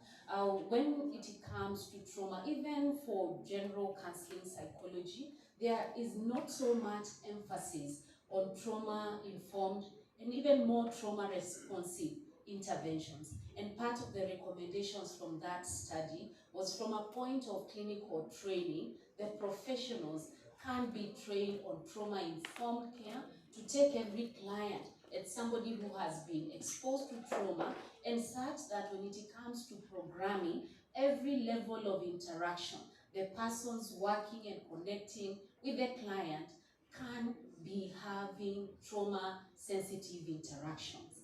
And with that, it becomes possible to address the underlying causes. For the one who say that if we don't get to the root cause, then we are not able to address. So one of the national protocol that we have for SUD, that's one of the recommendations. Yes, it talks about psychotherapy, but it doesn't emphasize on trauma-informed psychotherapy, which in a way, in the intake process, in the screening process, that every interaction with the client, trauma can be picked from there, and when it's picked from there, it's possible to be able to connect it into the treatment planning process. I will allow Dr. Pamela to respond in terms of the CJS and the contact with women. Just to make mention of the aspect of the vulnerable, I believe that is why countries are bringing in community-based interventions. And that is where the women in the vulnerable communities are being mapped. So it is a process, and I believe it's going to really be impactful, because all the stratas at the community level, and you know community is defined differently. So at the community level, the vulnerable will be easily picked. When it comes to the aspect of justice, today I belong to an organization that is working with Nakanda around the prevention, working with the justice system. In fact, we have a conference coming up on the 30th and 31st of this month. It is virtual, that is an international forum, where we are trying to see where the justice system can come in to ensure that the people who are encountering being brought into police stations, if one has a drug issue, they are diverted to treatment instead of going before a court of law. And we are working very closely with the justice system to be able to strengthen that bit so that we can reduce the numbers that are behind bars just because of drug issues. And of course, the women aspect is being captured. Wow. Thank you. Thank you very much to our panelists. Let's give them a hand. Let's give them a hand.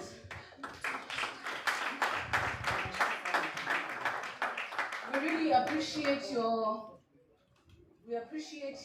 time. We would like to award you this certificate, appreciating your time and your expertise. Let's give her a hand, please.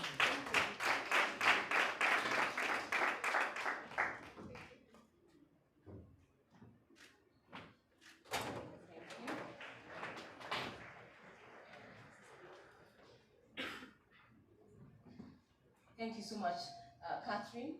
Trauma-informed is in everyone's lips today because people want to get to the underlying issues, and you've really covered it well. Thank you so much. Let's give her a big hand. And let's do a group photo, please. Oh, you want it? Do you realize this panel is full of ISAP, the executive ISAP? Vice President, PR. To be an ISAP member, go to www.isap.net. It is free to be a member. We focus on knowledge share, and you can be able to network with people all over the world. ISAP Kenya chapter was the first in Africa, and we are so happy to see ISAP US set up just recently and be added to number 32.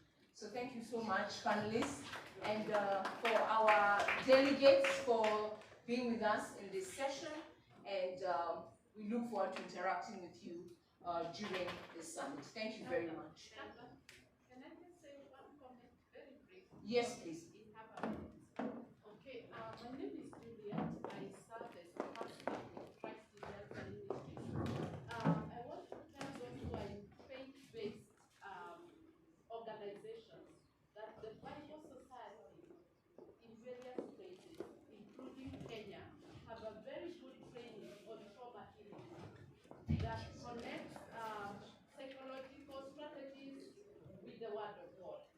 And you can take advantage of that. I myself have gone through that training. It's a 5-day training, and it is very, very impactful. Thank you. Thank you very much. Thank you. Executive session. We start the next session at 11:20 precisely. So please pick your tea. It's ready. And come with it in the room. All right.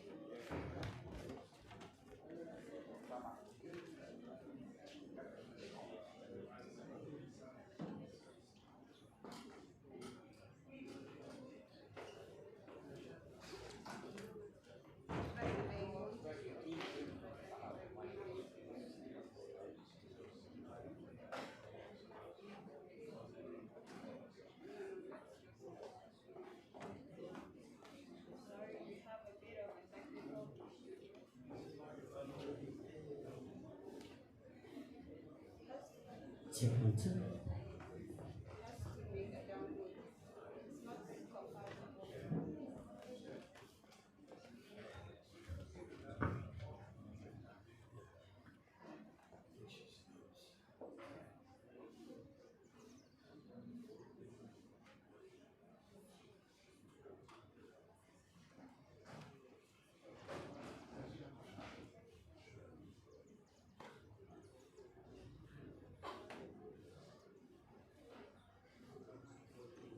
While we're waiting for the technical issues, I'd really like us to give a warm and appreciative round of applause to our technical and back of house staff because they put up with a lot. They really do. They do a lot of hard work and it's not easy to do, and I understand that from a personal perspective, I do a lot of presenting in a lot of places, and the environment you're in is subjected to all sorts of things that create issues for us. So we really appreciate that work. Thank you for taking the time today. We are just trying to sort this out. We're nearly there, and Fatima will start their presentation shortly. Thank you for your patience.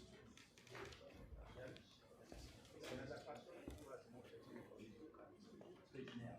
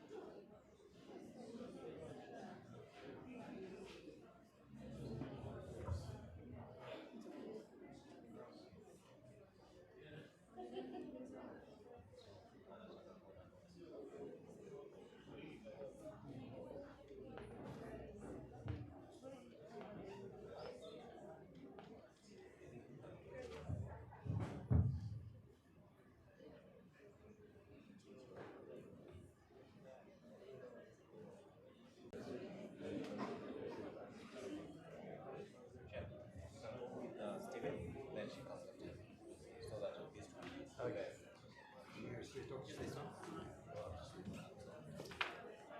Okay, ladies and gentlemen, thank you for your patience. We are going to rearrange the schedule a little bit this morning. We'll hear from Fatima a little later on, and again, our apologies for the issues. I would like to introduce Dr. Stephen Asata. Asata, I do apologise. His topic today will be drug demand reduction in tertiary institutions, a case study of Catholic University for East Africa. Dr. Asata, would you please come? Give him a warm welcome, ladies and gentlemen.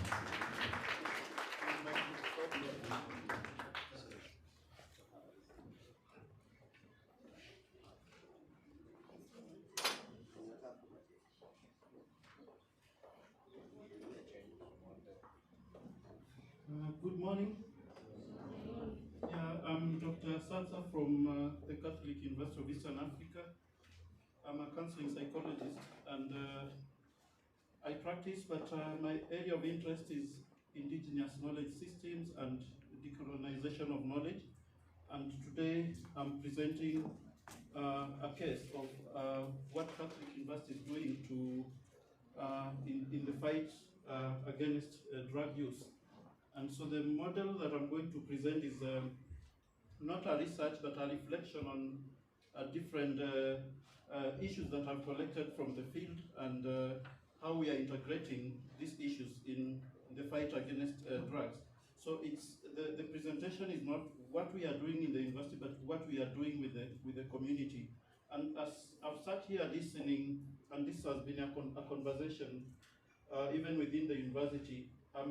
So many organizations represented here, the universities, we have the rehabilitation centers, we have training institutions, but when you listen, you realize one common problem that these organizations do not link.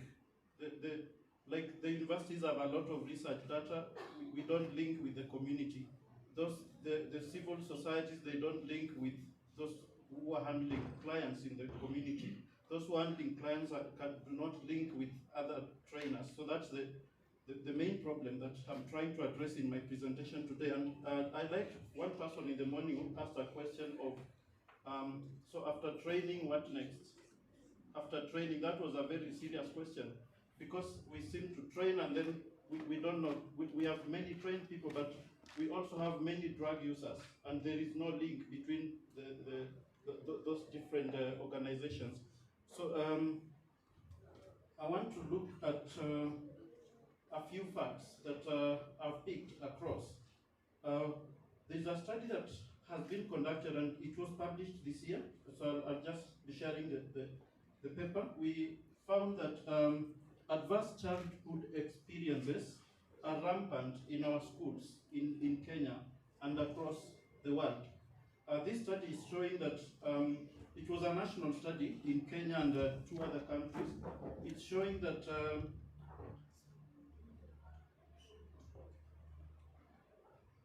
it's showing that 68.5%, 65.8% of adolescents report experiencing at least one adverse childhood experience.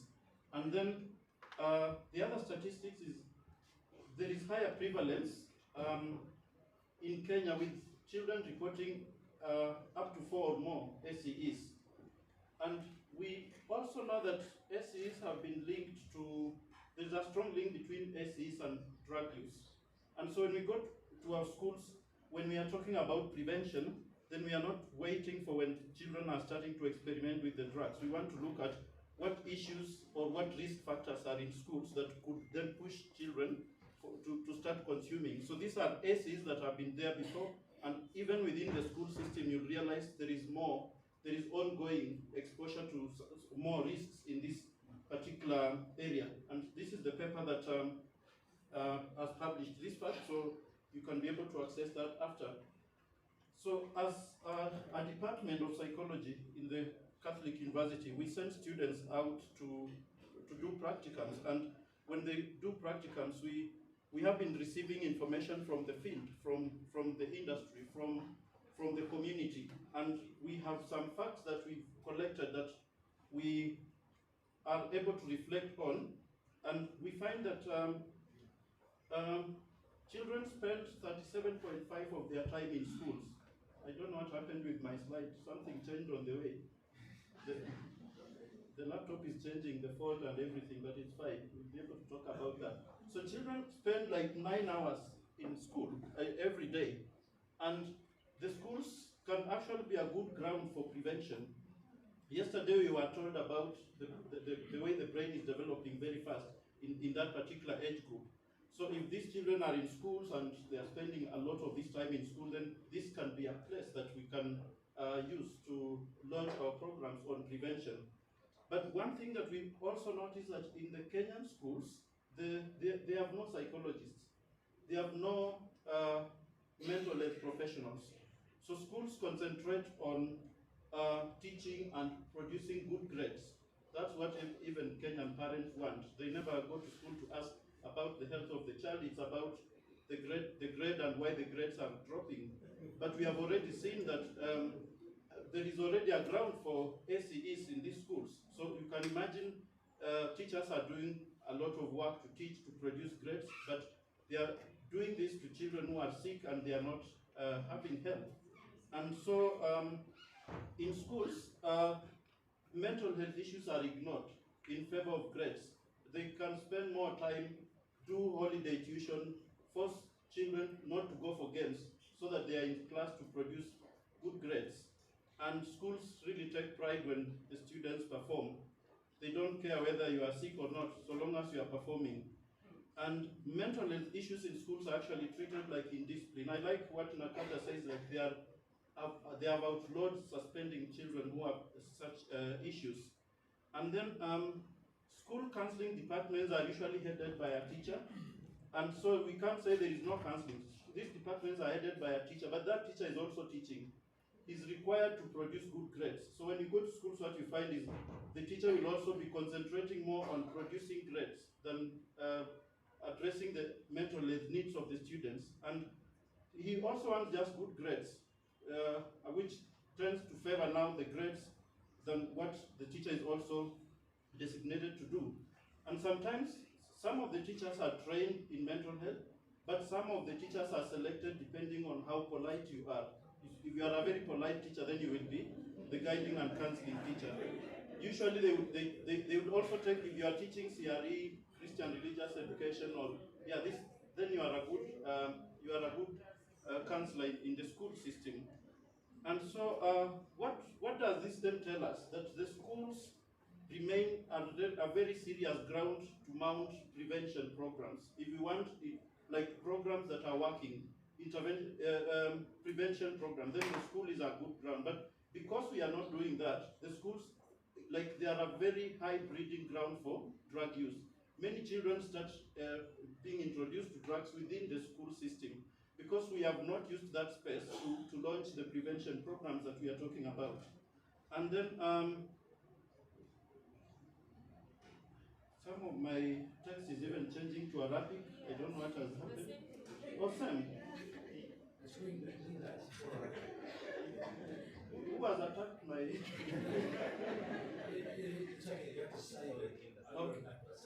Okay. So I don't know Arabic, but I'll try to present. It's not Arabic anymore. Okay.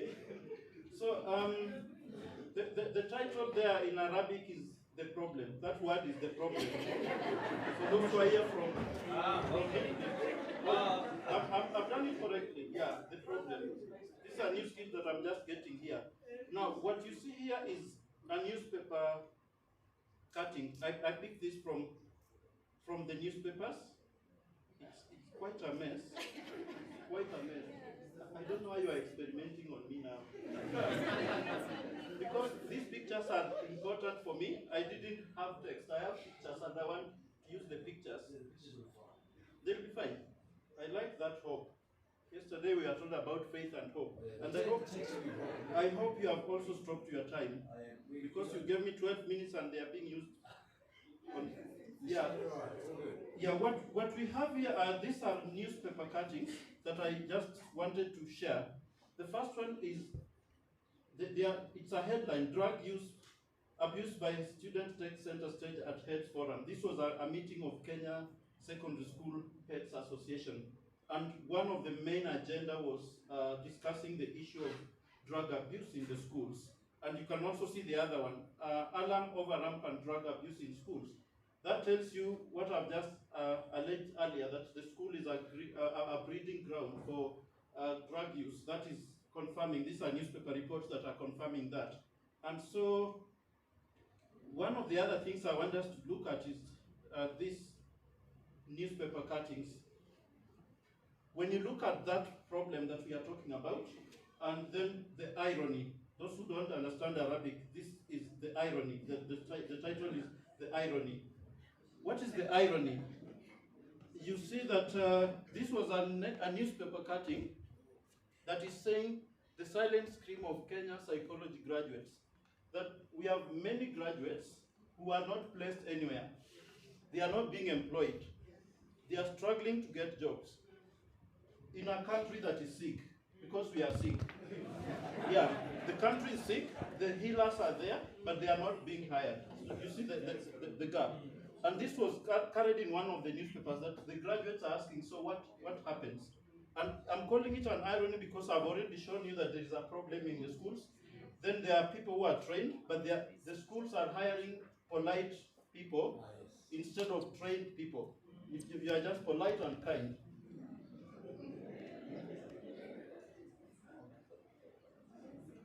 Yeah, the instead of hiring polite people and we have trained people who are not being hired, that is a major problem that we are having. And so, what is the disconnect? We are coming from the irony to the disconnect. When we get back to the school system, the university now, where we are doing training, and I've started by saying there is no connection between universities and the clients on the ground, the civil societies that are working. Then everyone is working in a silo. And so most of our students, when they are going out for internship, they apply to clinical settings. What does that tell you?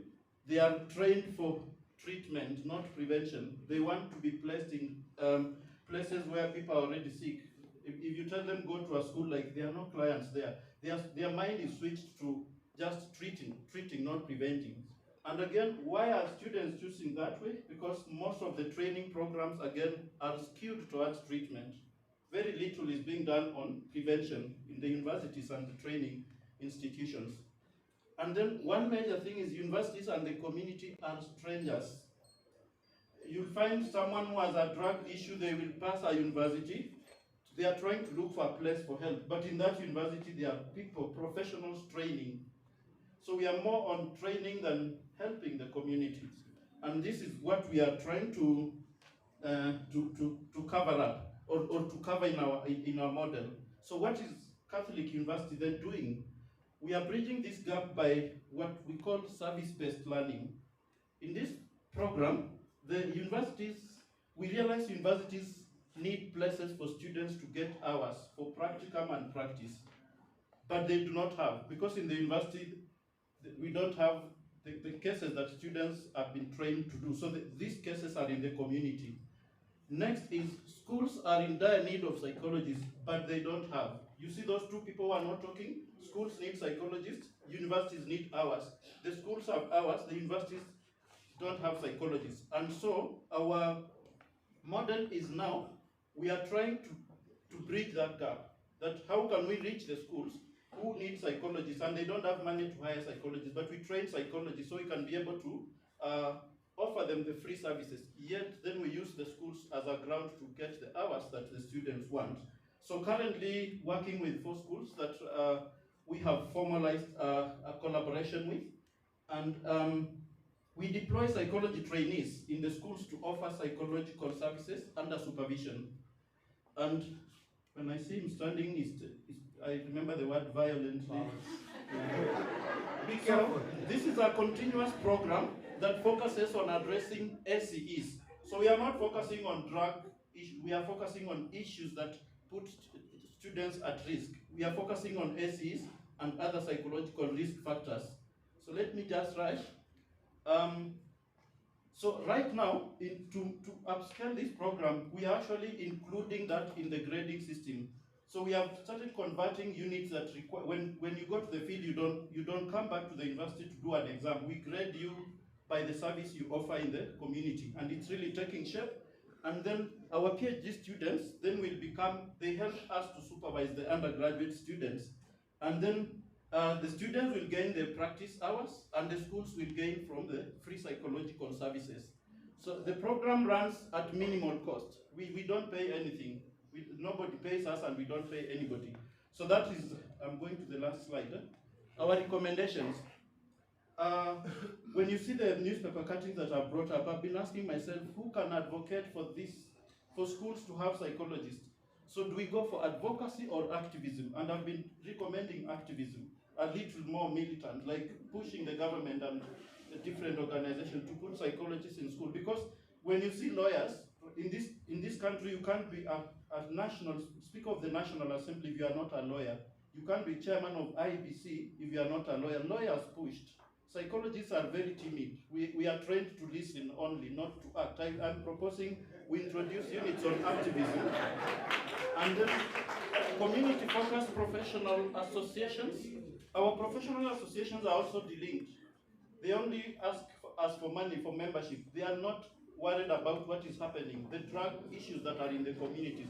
And I'm recommending the professional association need to put the members of the public at forefront. The last one, huh? The government internship programs, now in Kenya we have something called Nyota, we used to have Kazi Mtaani. This can also be expanded to include psychologists. So when people are going to clean roads, others can be in the community offering psychological services.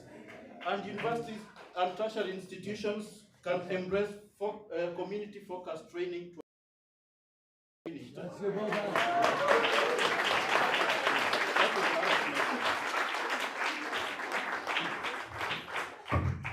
Well done, sir. Well done. You got more than 12 minutes. And there was no violence. There was no violence. That's a great thing.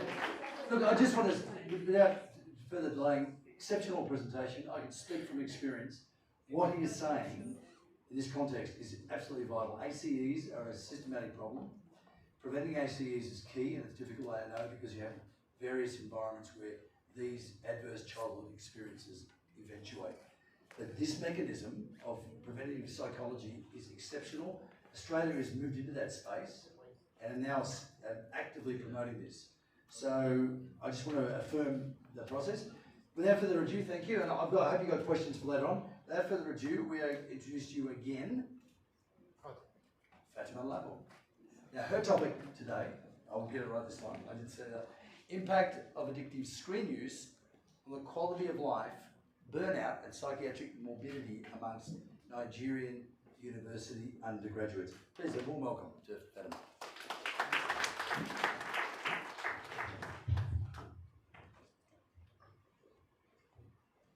Good day, everyone. So sorry for the technical issue earlier.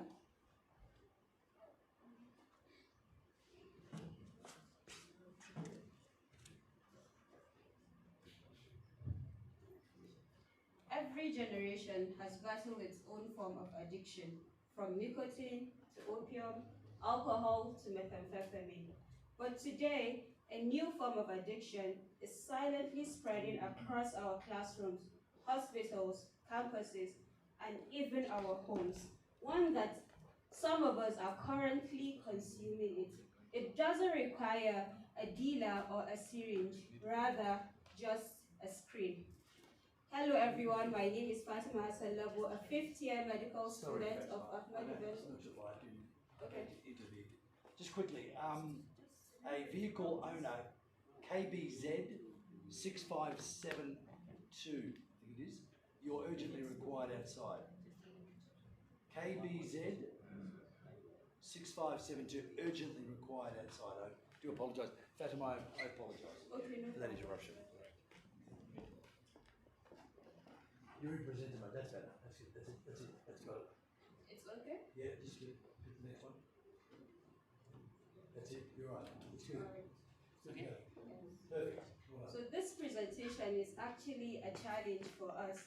I want each and every one of us to shut down our phones or perhaps put it on silent, because this is a research that would analyze together at the end of this presentation.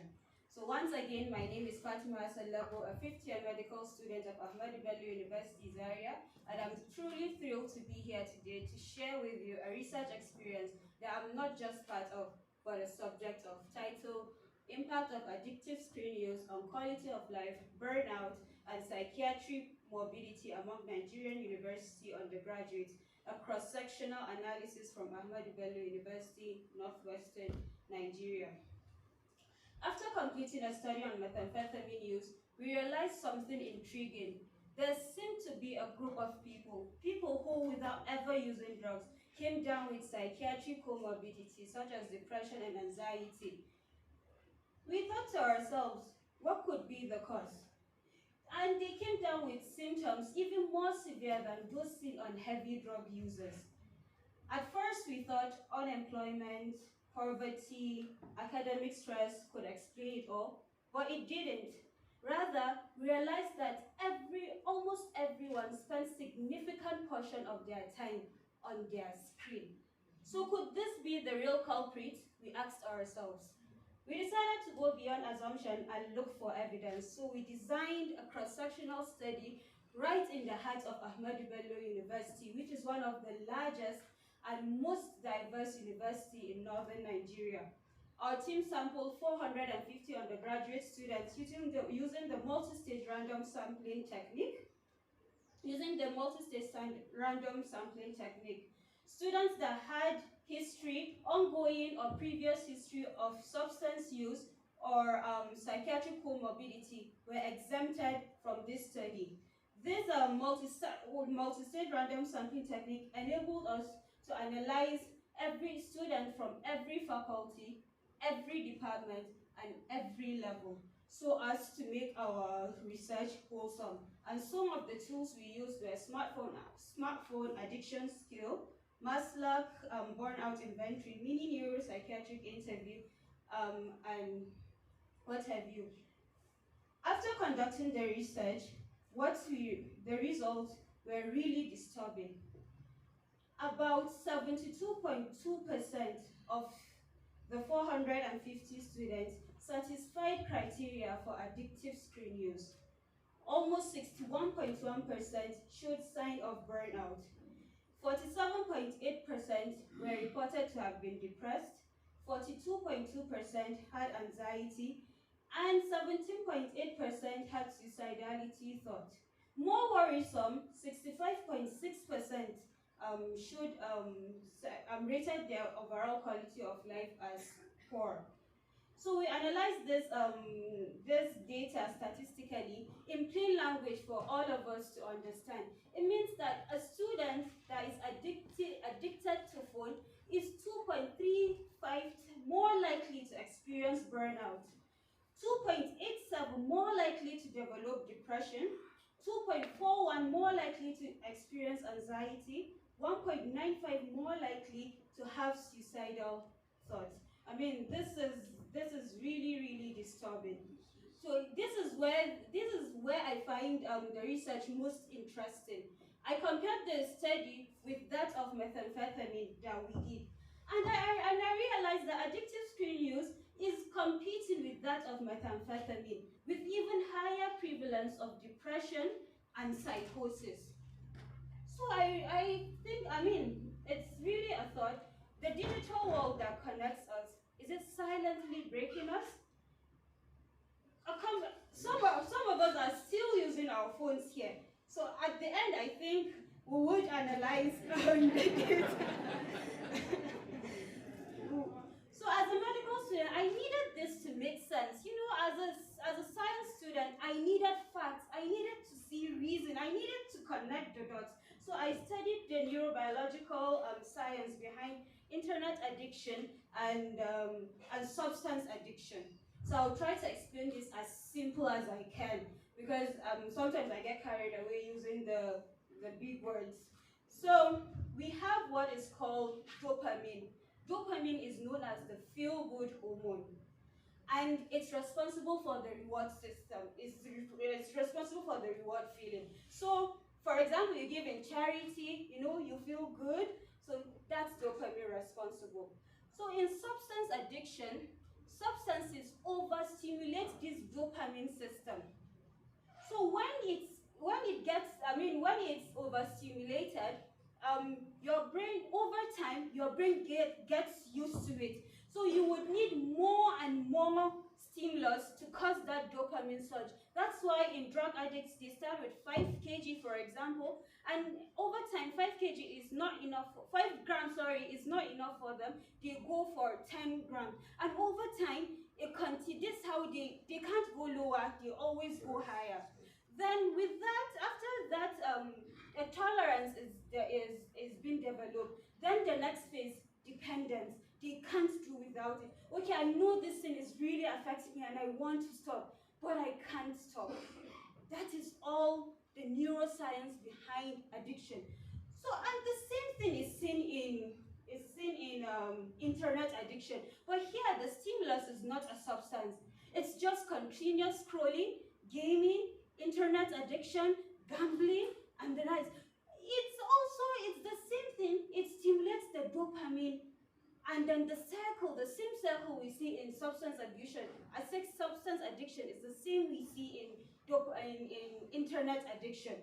So now I ask us, if the brain cannot differentiate between chemical high caused by the substances, and digital high caused by the screen.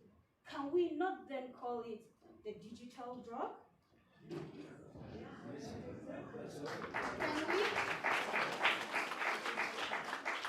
So we thought, when we analyzed the data, we thought it was a problem of northern Nigeria alone.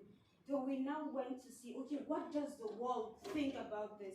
And we realized that it's a global pandemic. WHO reports rising digital addiction among teens in 44 countries, and all are strongly linked to excessive screen use and depression.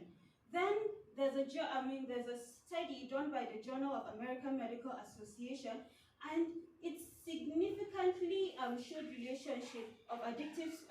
showed that addictive screen use double the risk of suicidal thoughts. Now, that was not enough for me to say that the screen is a drug. If I want to compare it to screen addiction to substance addiction, psychologically, do they share the same pattern? Emotionally, do they share the same pattern? And then we realize that individuals with high screen dependence often show poor self-regulation. And I would love to use us as an example. I told us at the beginning of this presentation to please silence our phones or not use our phones. But I saw someone 2 minutes into the presentation, she had taken her phone and started scrolling. The same thing is seen in people with drug abuse. They do not have control over themselves. Then there's this feeling of impulsivity that comes and the reduced ability to delay gratification. Someone that is addicted cannot wait to get the next supply of drug. He can even travel to a different country to get that substance. The same thing with digital addiction, still using ourselves as an example. Imagine our phones are dead now. I personally feel sick and I just can't wait to get my phone charged. Isn't that true? I can go to the extent of going to the nearest restaurant to get my phone charged because I cannot delay that gratification, right? So these traits are strongly linked to vulnerability to substance use. Then looking at the emotional or behavioral triggers, prolonged screen use leads to emotional dysregulation, social isolation. That's why kids prefer to stay in their rooms than to go to family dinners now. These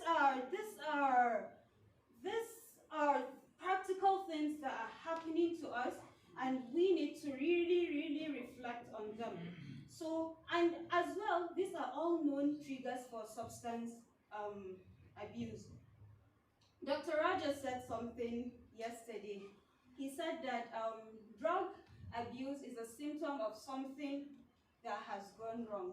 So can we also, could screen addiction be a symptom of something going wrong? Sorry. I wish I could have read from my lines, my notes, but then it's from current, right? Sorry, sir, I'm almost done.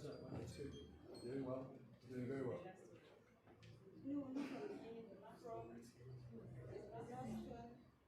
recommendation. Okay, so now the problem, before we even talk about the solutions, do you think we've identified drug addiction as a problem? Because before we get a solution to something, we need to identify it as a problem. But then screen addictions, our phones, our screens, everything, it's free, it's legal. So we can't even say it's a problem, but this statistics is really shifting our focus into something entirely new. So,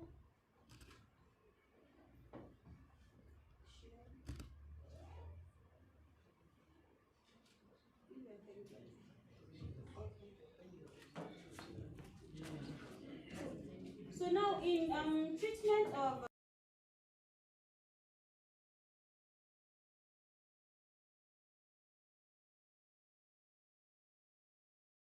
Rather, it's just like the model for food addiction.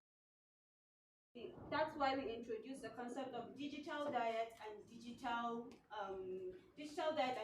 nutrition. Digital diet refers to the number of time we expose ourselves on screen, while digital nutrition refers to the quality of what we're getting online. What you watch. Yes, and this is what should I even, so now, this will now take us the concept of check your check-in, check your timing, disconnect to reconnect. Now the question is, how young is too young for digital exposure? I am almost 90% sure that our kids right from the age of 1 are exposed to screen. Okay, I'm working in the kitchen, I need to, the kids need to leave me alone to work, so I need to distract him. That's good. How young is too young? And I would want to use Korea as an example. They have a system of 3, 6, 9, 12, where a child is not exposed to screen before the age of 3. A child 6 years is exposed but is supervised. A child 6 years may be allowed to get a device, but it's he is not allowed to get a device, but it's also supervised. Then from 12 years and above, the child may own a device, but then there are some apps and programs that they use to monitor the device of the activities of the child. So if we can employ this in our household, it will go a long way, because statistics have shown that children that are exposed to screen come down with mental retardation. There's high chance of mental retardation and learning difficulties moving on in life.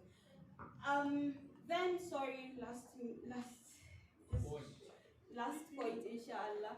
I would want to stimulate our mind towards this concept of repetitive transcranial magnetic stimulation, RTM as we call it.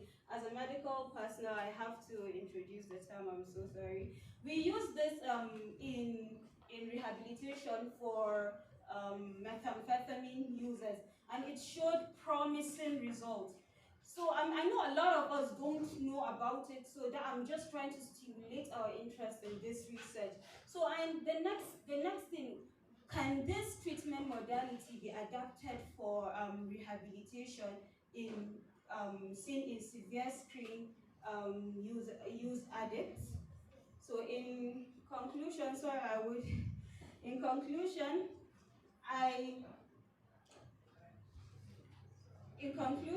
I have introduced the concept of addictive screen use and how it imitates substance use in different ways. And I'm encouraging policymakers, government parastatals, and individuals to really look into this issue and find possible way to mitigate the problem that may arise from it. I remain yours, Fatima Hassan Lawo from Afri-Asia. Wonderful. Thank you so much. Outstanding. Sure, I'm on. Outstanding presentation, very difficult, and you had the same amount of time, so it's all good. Just for free, interestingly enough, if you've got a phone on you right now, just pick it up. Now jam it up your nose. Seriously, jam it up your nose and try and snort it. Go on, snort it. Digital cocaine is what you're dealing with. That's the actual street term for digital cocaine, so excellent presentation. The research behind that is good. Just something for free in the room. The digital dopamine cartels know this information. Zuckerberg, Gates, Google, they know this. They know this and they don't care. They've been told this research and they don't care. So it's up to us to be prevention agents. Excellent research. worth pursuing. Thank you, there it is. My voice is going. Worth pursuing. So yeah, bravo. Great presentation so far. Hope you got some good questions lined up. Now, our last presenter, and by no means least, is Mohammed Hamed Masalim. Our topic, and I'm sure he'll open that as well, is exploring the mental health impact of substance use on secondary clients, a caregiver burden perspective. Mohammed, would you please come forward? No? Not here. Wow. Okay. I was not told that. My apologies. Well, goodness me, we could have had another 10 minutes each, people. What's going on? We have questions, of course we do. So what we're going to do now, both those presentations, and I want to reiterate, the quality of content, the significance of the salient points put out is really, really important. And I know all these resources will be made available to you at the end of the conference. Please avail yourselves of those resources. Drill down into both what Dr. Asata said and what Fatima has delivered today, because there's a lot more behind those scenes. Evidence base is important, but the research here is very significant. And of course, the ACEs, the 7 ACEs, are also now being impacted by the digital cocaine phenomenon. So, questions from the floor. I know Dorothy Dick's questions. I think there's some great resources there. Anybody got a question they would like to ask either of our presenters this afternoon? Yes, we have one over there. Yeah. Just your name and the question, please. Thank you very much. My name is Moses Talia. I have two questions. The first question is to the first presenter. Just quietly wondering the difference between activism and advocacy. I think that point did not come out quite clearly. Because we in Kenya, for example, we had a challenge of urgency, and I wonder whether that is activism or advocacy. And then the next question is to the presenter, the lady. I think she has done something good.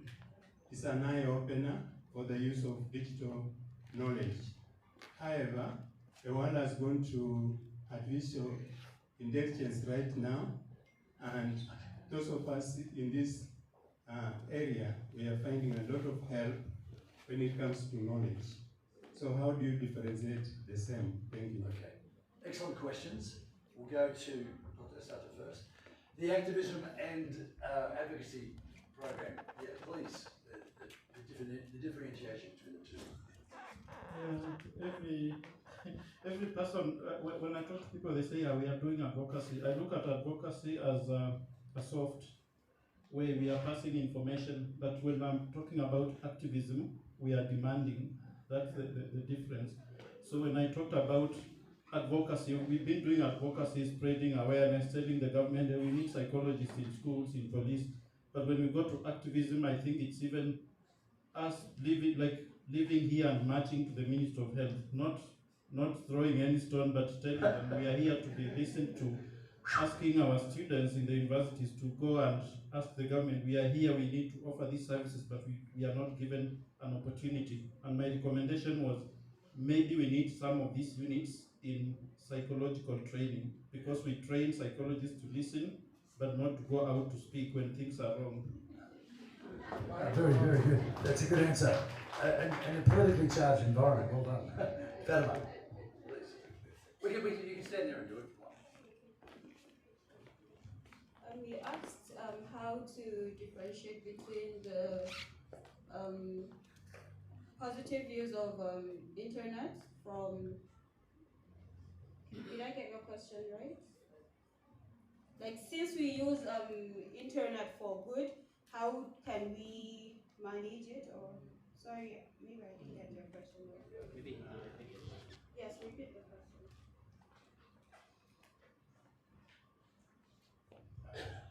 My question was on the use of digital information, and the presentation focused more on the challenge, the side effect on the negative side. What about the positive side? Thank you.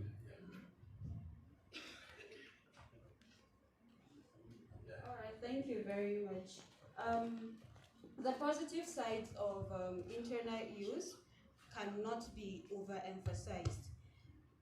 It's like we're always told the good part of internet, always been told the good part of technology without really looking at the disadvantage. Everything that has a con has a what's it called? Pro.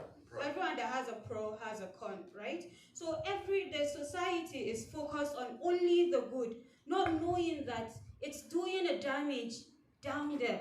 So us as medical professionals, because it's us that people come to when things go wrong, we now identify this as a problem. So it's not as much as technology is promoted, we also need to know the cons so that it can be managed. So everything should have a balance. That is what we're trying to get here. We're not trying to push down technology or say no to internet or anything. No, we want to have a balance. We have to have a balance of everything. So that's what we're trying to do as a professional here. Yeah, no, well done. Thank you, Fatima. I think that's important because this is the new phenomena. In this day and age, this phenomena did not exist even 20 years ago to the level we have now. Handheld devices are problematic. They deliver digital cocaine instantly.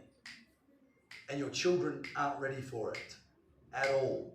So be gatekeepers. It's important. Be gatekeepers. Okay, gentleman down the back, I think. Hand up there, sir. Yes, we've got the next question. Great work, fella. Good. Thank you very much. My name is Otal Mark Bennett from Kampala, Uganda. I have a question to the first presentation. In Uganda, like there is some where we do, the students come to our organizations and they do internship, maybe for 3 months, year 2 and year 3 before they graduate. I don't know, is there a difference between his program and the internship? The students come, because they come and request the organizations and they do internship placement for 3 months before they graduate. So maybe you can explain to us the difference. Yeah, that question first. We'll answer that question first. Doctor, please. You just turn around. Yeah, the difference, even in our universities here we have that, and the difference is that is a practical model that a student is supposed to go once in their lifetime as a student. And then when that time is over, the schools remain without anybody. But our program is continuous. There are always students in the model schools that we have. So we don't wait for practicum. They can be practicum, but once a student reaches the 3rd year of study, they have enough skills that they can practice minimally with supervision. So every time, like we ensure every day of the year there is a student in that school, not only when they are doing practicum. That's the difference. Perfect. Thank you. One last question. I think there's a gentleman up at the very back here. I'm sorry to cut other people off. Please avail yourself an opportunity to speak to our presenters afterwards. Is that okay? If you want to grill them, please do that while they're here. Yes, the last question at the back there. I'll just get the microphone to you. Yes, we're running behind schedule, Matt. Good afternoon. My name is Abdul Rahman. I am here on behalf of Green Crescent Uganda. And my question is to Fatima, and it's to do with the addictive screen use. So I'm going to begin offering her my perspective, then I will end by asking a question. Question only? Question, it's a question. Okay, my question is, when people say addiction just means you cannot stop doing something. You can be addicted to good just as much as addicted to bad. And the truth is, the internet will and has always been addictive. Because there are some people that are just addicted to finding out information. There are people who wake up in the morning and go to TikTok to listen to news, because news is a source of information. Some people on online. So my question is, instead of fighting the addiction to internet, why not alter the addiction? Instead of being addicted to, say, games or social media, why not fix that addiction with a positive thing? Okay, interesting. Yeah, so displacement therapy. Isn't that Gestalt displacement therapy? That's the last question. All right. sorry, I would want to ask you a question. So those people that use TikTok, Instagram to get the information, do they complain to you about being depressed, anxiety, or at a point have psychosis? Do they? That is what is called the brain conditioning. Conditioning our brain to either good or bad. People that have positive use of technology would invariably not come down with this what's it called? This psychiatric comorbidity, because there's a balance in their system, right? So now the issue of being against drug or anything, I'm not against internet, like I said. I introduced the concept of digital diet and digital nutrition, and one thing I forgot to say is digital hygiene. Meaning, when I'm it means digital hygiene, just like how you take care of yourself, you take care of yourself digitally. Okay, 2 hours before sleep, I don't use the internet. Maybe when I'm eating or when I'm with my family, I don't use my phone. So I'm not against it. Mine is just to advocate for a balance, because we've seen train the good, but we're just trying to caution the community, the world, that as far as this one has a good, there's a bad. So we need to have a balance. I'm using technology. I use the screen to present. So I can't have anything against internet, but I'm advocating for balance, and there are ways we can achieve that. Thank you. Digital hygiene, very important. Thank you. The last question, Very important. please. Last question. That Yes. was the last one. This is the last one. Alright, I'll try to be very quick. Do you hear me? Yes. Yes. So my name is Tiri, and I come from Blue Cross Norway, and I found your presentation very interesting, Fatma. And so in Norway, it's when it's becoming more awareness around digital usage, and for instance, the government is coming up with advices that children below 2 years should not use screen at all, because it could be connected to, for instance, autism. And we don't know so much about it yet. And then also like regulations in school. So my question is, are there similar discussions in African countries, or awareness rising in schools, or maybe the problem isn't as big? I don't know. Yeah. So Thank you very much for that question. Actually, there are no awareness on this issue much in Africa.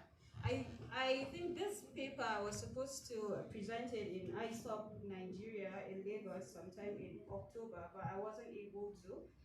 And I think it's perhaps one of its kind in Africa, so I don't know. But I believe that there is a starting point to everything. And with this, I hope I'm able to inspire someone here to initiate this research and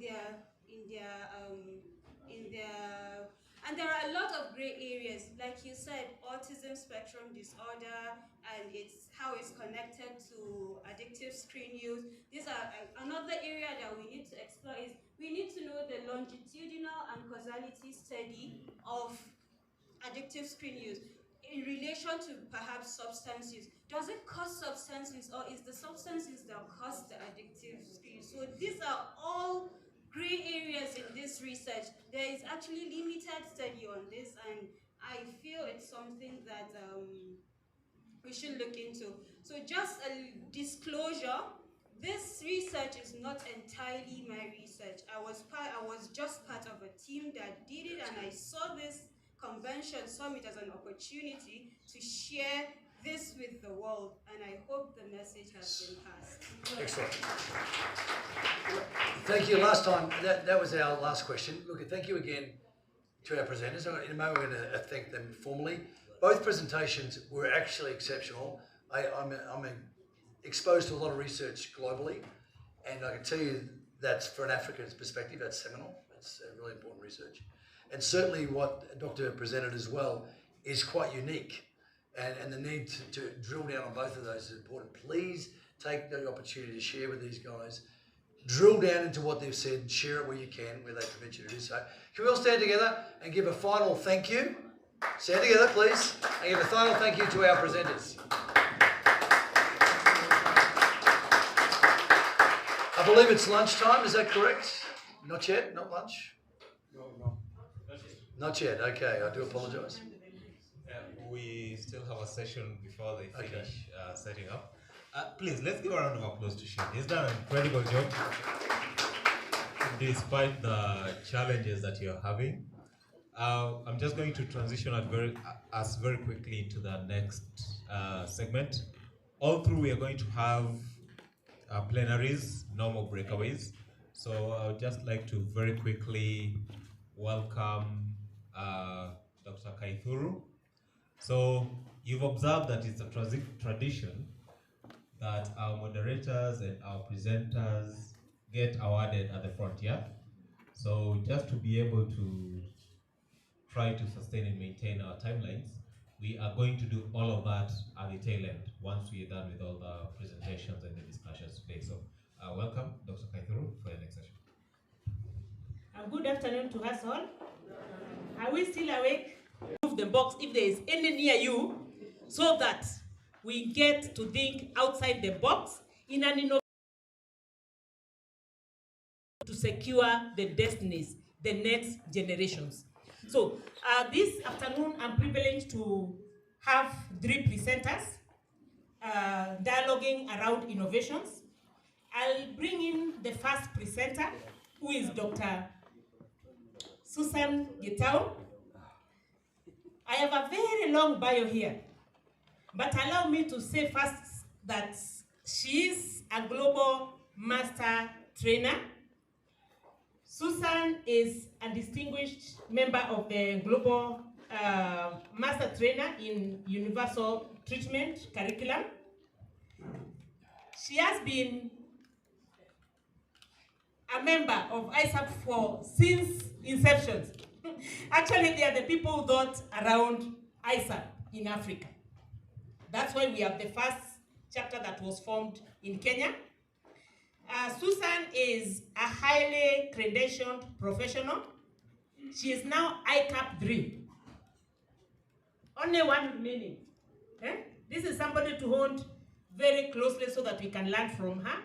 She has a postgraduate honorary doctoral degree in sacred psychology, a master's in counseling psychology, and a bachelor's in psychological counseling and diploma in chemical addiction.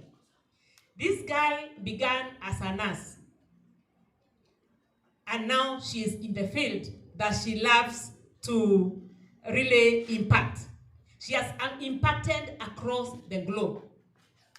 I don't need to read this story, please. So Susan, karibu sana. A clap for Susan as we welcome her to take us through an innovative way, probably that is happening in Kenya, so that we can be able to learn from it. Thank you. Good afternoon, everyone. I'm so glad to be here. The thing I'm most proud of is being a grandmother. Yeah, and I tell people that. So this is my granddaughter. Come here, Gabriela. Oh, that's your poor girl. She wants to say something. Hello. Greetings to all. My name is Amani Gabriela and I'm the newest member in ISAP. Our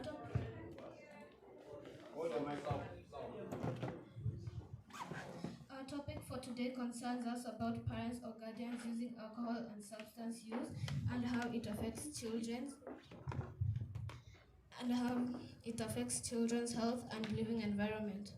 Number 1.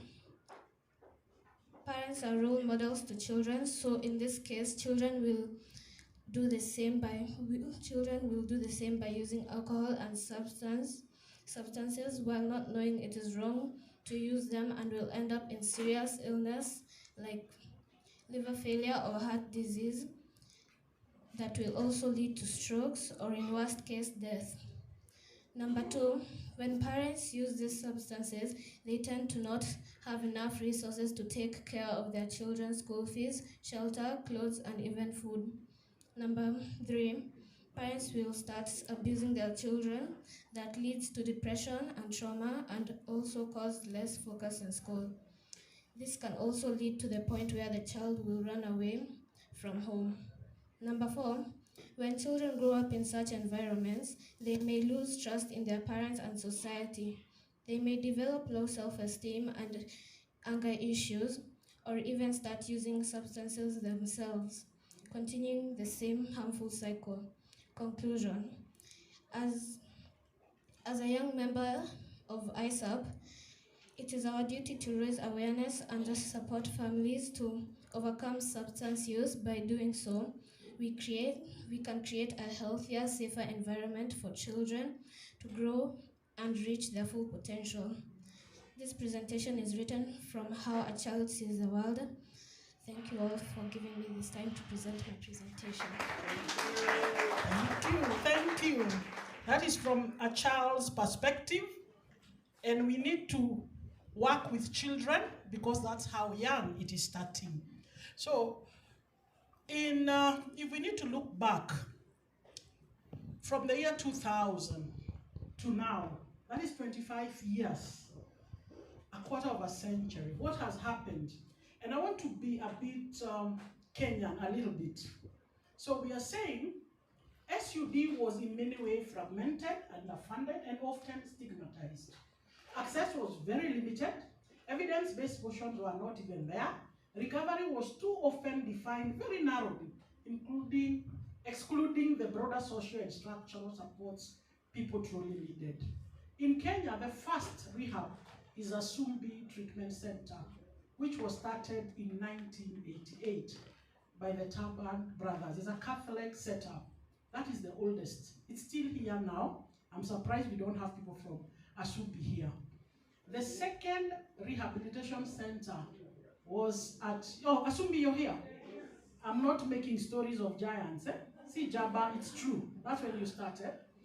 Then we talk of Mathare National Teaching and Referral Hospital. By the time the rehab was being opened in 2003, I was working in Mathare Hospital by then. Now it is known as Mathare National Teaching and Referral Hospital. It was opened in 2003 by then Minister Mrs. Charity Ngilu.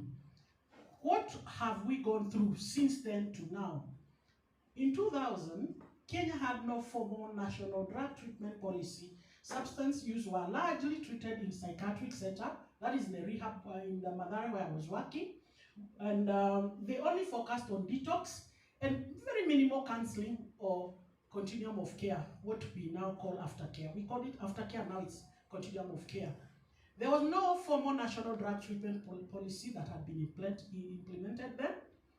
And we also noted that NACADA came in 2001. That is when it was established. By then, the national coordinator was Mr. Kaguthi. He was the first person there. Incidentally, I joined NACADA in 2003. Myself, and that's why sometimes people call me Shosh, meaning grandmother. So I'm grandmother in the issues of substance use disorders in Kenya.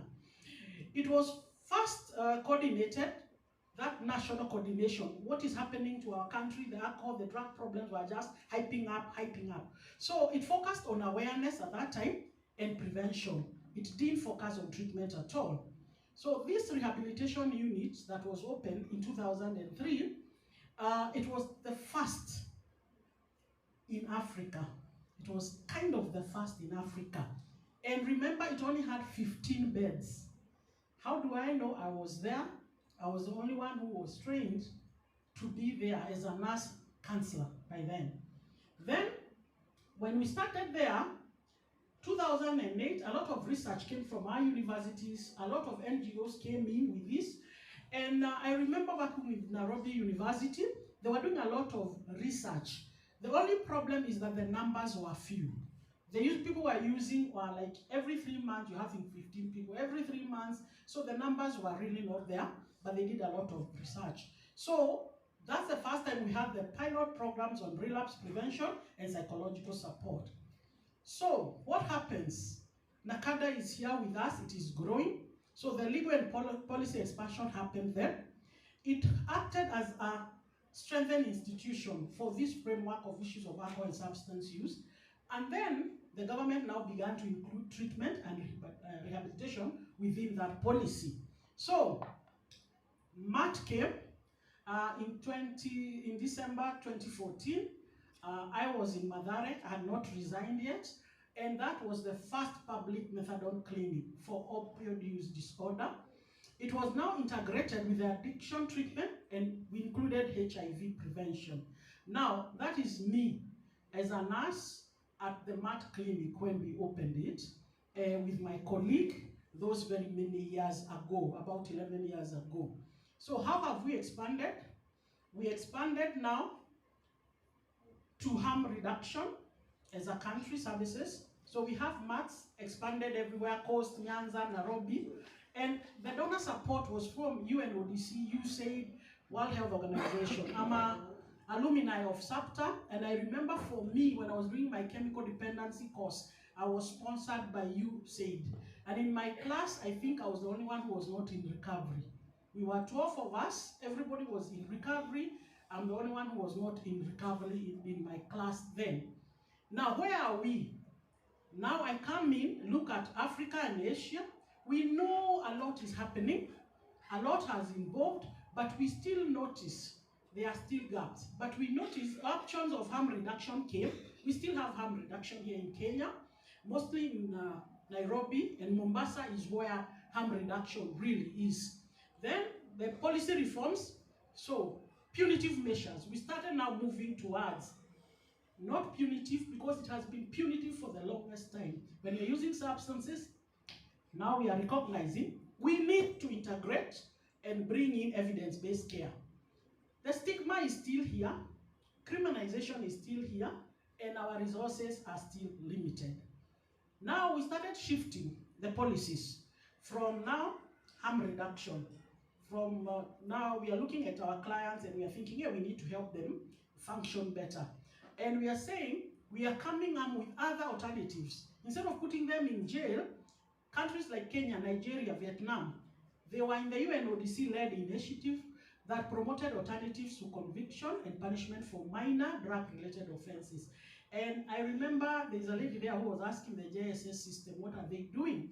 And that's what we have done. We have trained our justice system on issues of substance use disorder, and maybe take that option. Instead of putting you in, could you go for treatment? And we are on that path right now. So harm reduction came, the needle exchange program. I have issues with it up to today. I had issues with it from the beginning as Susan. So for me, for whatever reason, maybe culturally I felt, why would I give somebody a syringe to go and continue using drugs? Maybe I thought it was a cultural thing. For me, I felt it was not okay, but it was there. Then we have, in Africa, there was pilot programs that were quite successful, but there was a lot of challenge legally because of our policies, our government, the way it is. So funding, it's still, there are a lot of gaps. In Asia, a lot of progress went ahead. They were able to increase access to services, though the uptake and retention of the clients remain low. So what is happening now? We have too many substances. And as you are here in this Afri-Asia, already there was 8 billion worth of methamphetamine that have been brought to our country. And the sad news I've had through our chair for this session is that those people have been left to go free. I don't know how. Yes, they've been released. Huh? Pamela? Yeah? I'm not sure. They were in court yesterday. Yeah. But you see, if it's that kind of drugs, there's no way you can get a bond. You go out and you start doing the case when you're from out there. So that also tells you how powerful these people maybe are, or whoever they're interacting are. So we did have methamphetamine in Kenya, but it is here with us. Most of it comes from South Africa, from what I hear. So we know that, what are we doing as Kenya now and as Africa? We are coming with community-based rehabilitations. they will work better for us. So we are moving towards, we decentralize the community-based care models. So 2025 drug policy emphasizes on expanding access to recovery services through community rehabilitation programs and aftercare support. This approach takes leverage local support system are able to work, and we are making recovery more accessible than when it's up there. The telehealth option is here with us. We know that now, when COVID came, we still had to continue seeing our clients. So COVID, although it had a lot of issues, has helped us understand that we can do tele counseling with our clients, and we are able to go where they are not able to come to us. Wherever the client is now, you are able to bridge those geographical gaps. And we know that we have some limitation there, like where the staff are maybe not competent enough to use those specific programs that are there. Where are we now? We have been able to standardize care in Kenya.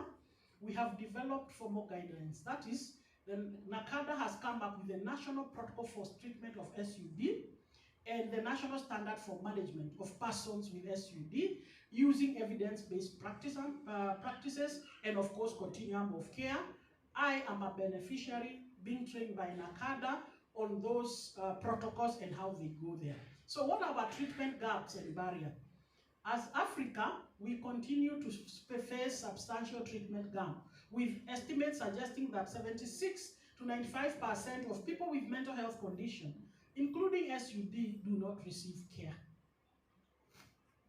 This was compounded by financial barriers, limited service availability, and underrepresentation of certain groups, including the women we talked about in treatment. And for women, I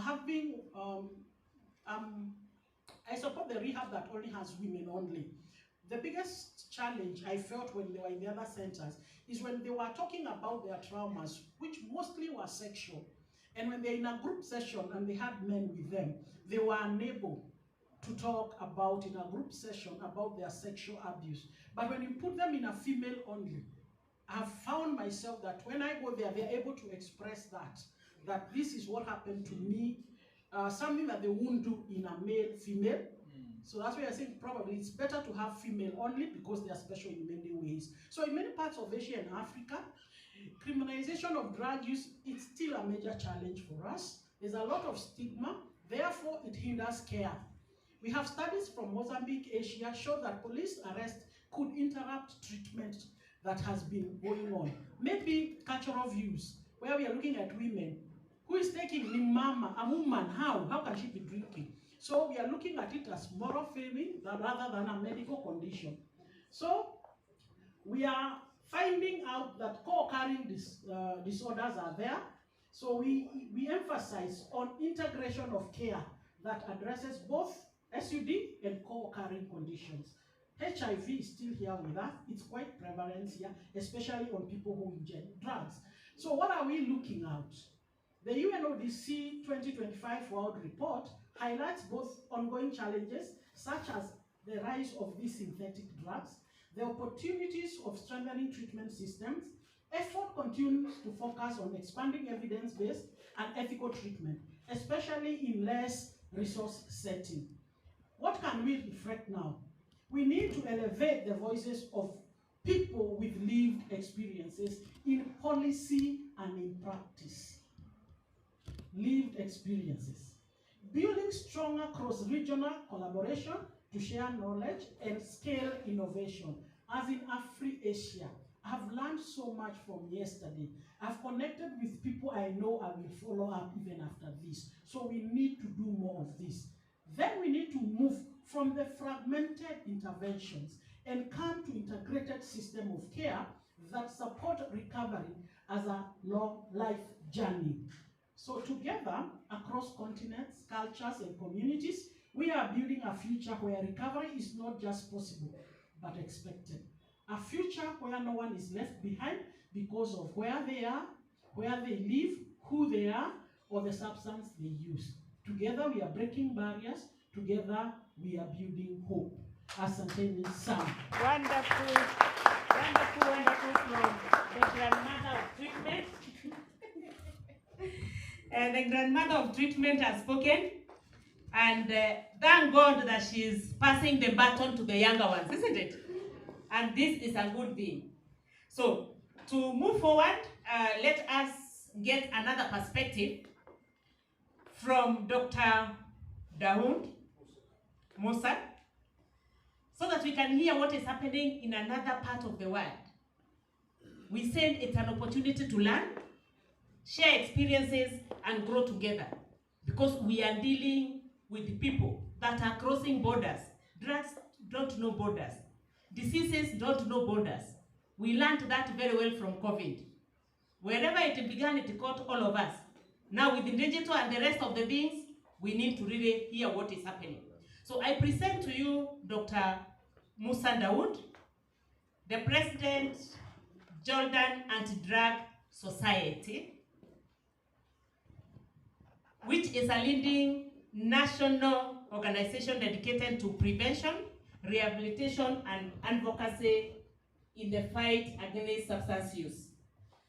Dawood has a background in sales and marketing. See how these things are crossbreeding and helping us to get things closer. So, he has represented Jordan in numerous international forums, including the UN Commission on Narcotics, UNODC, and the rest. He is a recipient of several awards that have recognized his contribution to his community. A clap for Dawood as he comes, and we believe we are going to get more knowledge. Thank you, Dawood. Thank you so much. And it's an honor to be in front of you again. And I were in your place as a moderator, and I know how much time management is important.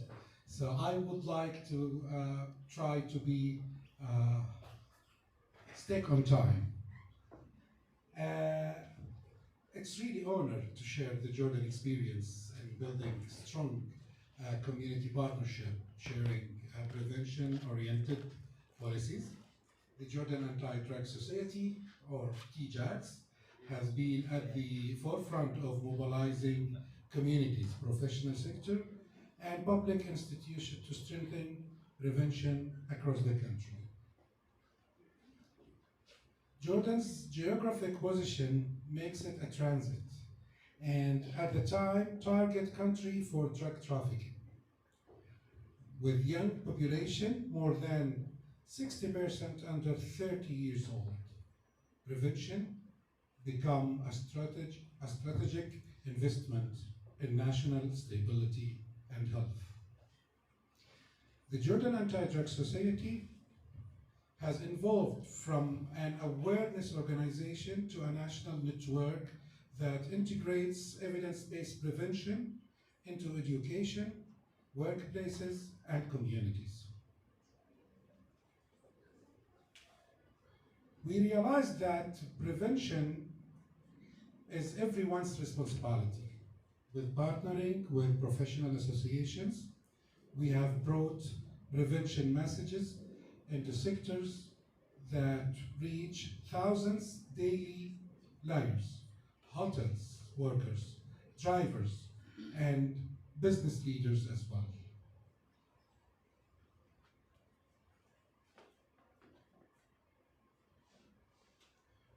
TJADS, or the Jordan Anti-Drug Society, also work closely with the Ministry of Health and Public Security Directorate, as well as the UN Office on Drugs and Crime. Together, we push for policies grounded in evidence and focus on community empowerment rather than punishment. One of our broadest achievements is empowering women and youth.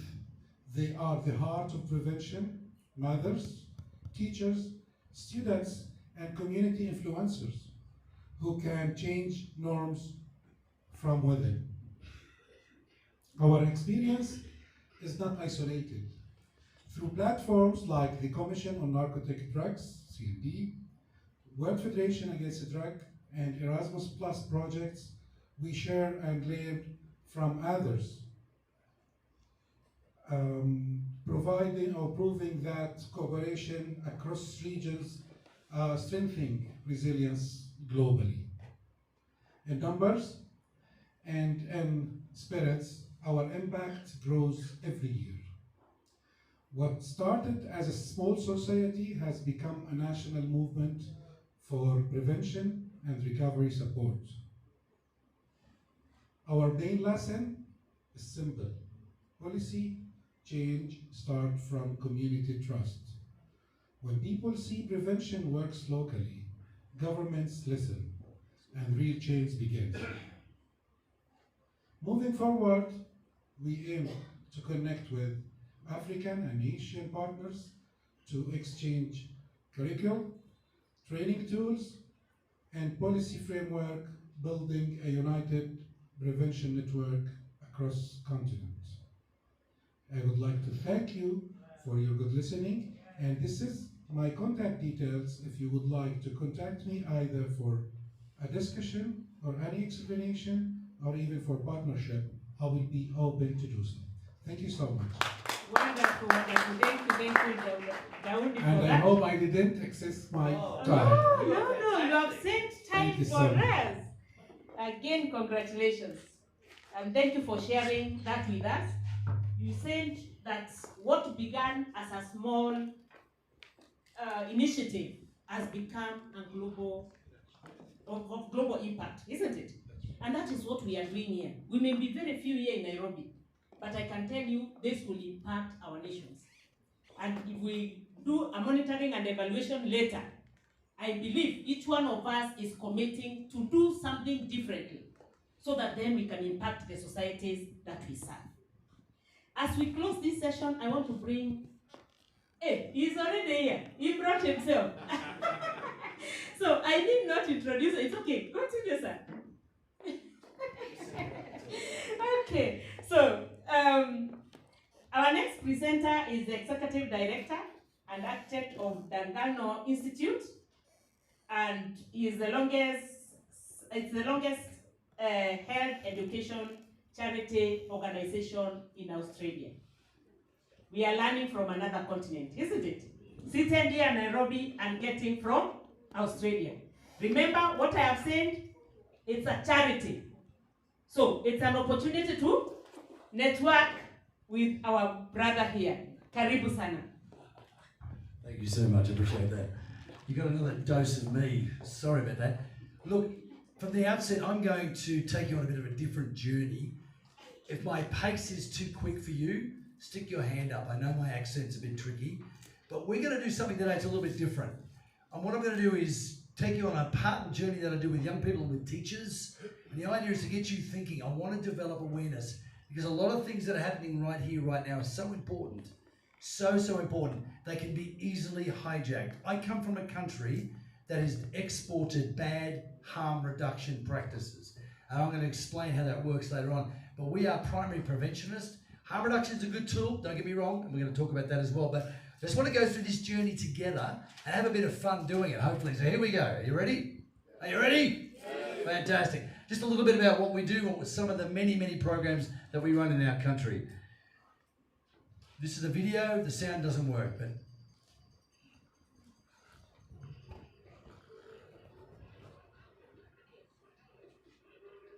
it's time for a real conversation.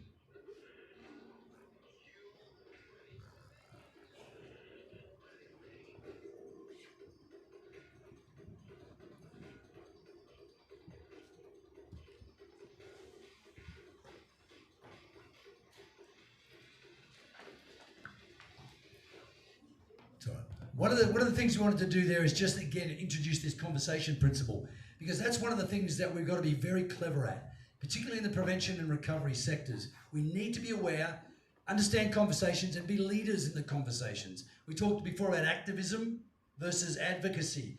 And activism is something that the bad actors do in this culture. They're very good at selling their version of policy.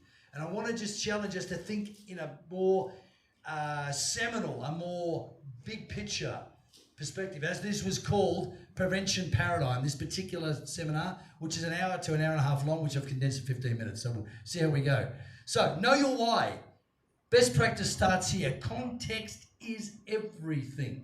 People, context is everything. What you do, how you do it, where you do it, who you do it with and when, all important, no argument. No argument. But they're not as important as why. Why is the key issue? Why? He who knows why will always have a job. He who knows how will always have a job. He who knows why will always be his boss. That's a very old principle. Now, what we're going to talk about today is resiliency and building that into young people, into your communities, and help them become agents that are strong for change. Now, a person without a sustainable, defendable because. What's your because? We're going to look at that in a moment. What's your because? What's your defendable, sustainable why for what you do?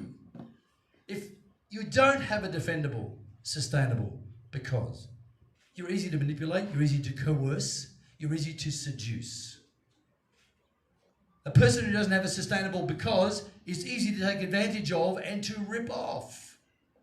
A person who doesn't have a sustainable because is not very resilient. Now, look, I've been doing this for 40 years. I've been working with young people for 40 years. Mainly in the Australian and Islander context and sometimes overseas, but basically in our South Pacific area. I've never met anyone yet who's okay with knowingly being ripped off. Never met anyone yet. Any adult in the room happy to be knowingly ripped off. Sure, it happens to us, we're just not aware of it. Again, that word awareness. Build awareness in your strategy thinking. What's going on around you with your young people? Who is influencing them? Why? So, those without a defendable why are not very resilient and often fall easy prey to why not? Why not? Hey, dude, try this out. It's really cool, man. It's fun. It's awesome. Fantastic. Come on. Get a taste, man. It's good. It's good. Come on. Why not? There it is. A defendable why says, you know what, dude, no thanks. And there's a colloquial Australian term that I won't use here because it's a bit crass, but you basically tell them to off. Anyway, but that's okay. So why not is a hole. We say this to students. I said that why not is a hole you do not want to start digging now. At the age of 14, that's a hole you do not want to dig. It's a hole that you are going to have a lot of trouble getting out of later on. Anyway, move on. So let's talk. And this is where you get to chat to your neighbour. Let's talk. What's the cultural narrative that's screaming the loudest at you right now in the AOD space? What story are Gen now and your community being told? Go. What's the story you're hearing? Come on, about drugs. What is it? Talk to each other, quick. You're all experts in prevention. Come on. You can do this. What's the story being told? What are you hearing? It's good. Fantastic. Okay, cool. We'll move on. We'll keep going. All narratives. Now, this is key. And you are the architects of narratives. And if you teach your children, you teach your young people how to craft a sustainable narrative, then they become architects of culture shift. This is a principle you have to understand. Again, I'm dealing with high-level concepts here, trying to break it down for an audience of young people. That's why I'm pitching it this way. So, all narratives are taught, but more importantly, they're caught. What we permit and repeat gains traction. What we critically assess and challenge loses traction. What story are you taking notice of and find yourself retelling? I tell you what, the bad actors in the culture, the pro-drug activists, they get in under good policy, they jack it up, they corrupt it, and they sell it to you as something really beneficial. Our country uses, and here I'm going to really labour this because the last presentation was brilliant, harm reduction is a necessary part of recovery. But in our country, harm reduction is now used to normalise drug use, not to help people exit drug use. We've even reframed the word recovery. Recovery means I can use daily and still function. I can go to work. That's recovery in our country. Now be careful of the harm reductionists. They're very clever at this. Now the question, I'm going to throw this out here. I'm sorry it's going to be too quick. I'm going to throw it out to you. Question you need to ask of every policy that's presented and every policy interpretation. The two questions you ask is, Does this reduce, remediate, or facilitate recovery from drug use? Or does it enable, equip, endorse, and empower ongoing drug use? Simple question. So when they present you with a harm reduction policy, like syringe programs, great idea. We started with syringe exchange. Quickly, within months, became syringe distribution. Quickly became free for all for anybody, anytime. Diabetics in our country had to pay for syringes. Drug users got them for free. That's just one example. I won't get into the rabbit holes. There's a lot of talk about on this today. Anyway, I'll keep moving on. So here we go. What story is your system telling your kids? Now you need to be aware of this. And you talk about schools, you talk about universities. Find out what the narratives are being sown, and come in and sow a better narrative. Be an activist, because they are. What are the permission models being deployed in your setting? What are the protective models being exercised or not? So where's the protective models? Where are they? Ask the question. Where are the protective models if they are not there? And why aren't they there? Who said that? That's off the table. Who are the influencers and how do you know? And it's not just the noisy people on social media. Who are the influencers? This will be available to everybody. I'll be giving this to, so don't worry about that. What part, if any, does AOD and policy narratives play in this story? What's informing your call to action? Again, I just talked about that. Please take a photo of this. I'm not going to talk to this. This is a paper that we wrote to challenge the narrative in our country. It's called Drug Policy, Building or Demolishing Community Resilience, Changing the Narrative. It's quite a complex paper. It's a white paper. Please see that later. I'm not going to talk to that now, but it's quite long. But yeah, I'll leave you. Has everyone got a shot of that? We're good? We're good? We're moving on. Sorry about that, people. Now, the prevention paradigm. Not too fast. Okay. Okay, yeah. This is research and commentary, so fair enough. That's truth bomb number one. I tell you what, our culture needs truth bombs. Yeah, young people need truth bombs. They don't need another spin doctor. They don't need another spin doctor, people. Harm reduction, pro-drug activists masquerading harm reduction as a brilliant spin doctors. They are very clever. Trust me, I confront them every day of the week. And once you hit them hard and hit them fast, they back down. But anyway, it's okay. We keep moving on. So the prevention paradigm, I want you to get this into your thinking. All of you know this, but I want you to understand this as a continuum. The prevention paradigm, there are 5 key elements, and all of them are important, but one of them is most important. It's the one we tend to leave out. So it starts off at the bottom, implementation stage. That's an outcome, right? That's program and project. We all love those. They're great. What's your program? What's your project? How does it work? That's fantastic. Practice. Okay, what is practice? What is best practice? And then you hear this. Evidence-based. That's good, don't get me wrong, but you also need to ask, what is outcome-based as well?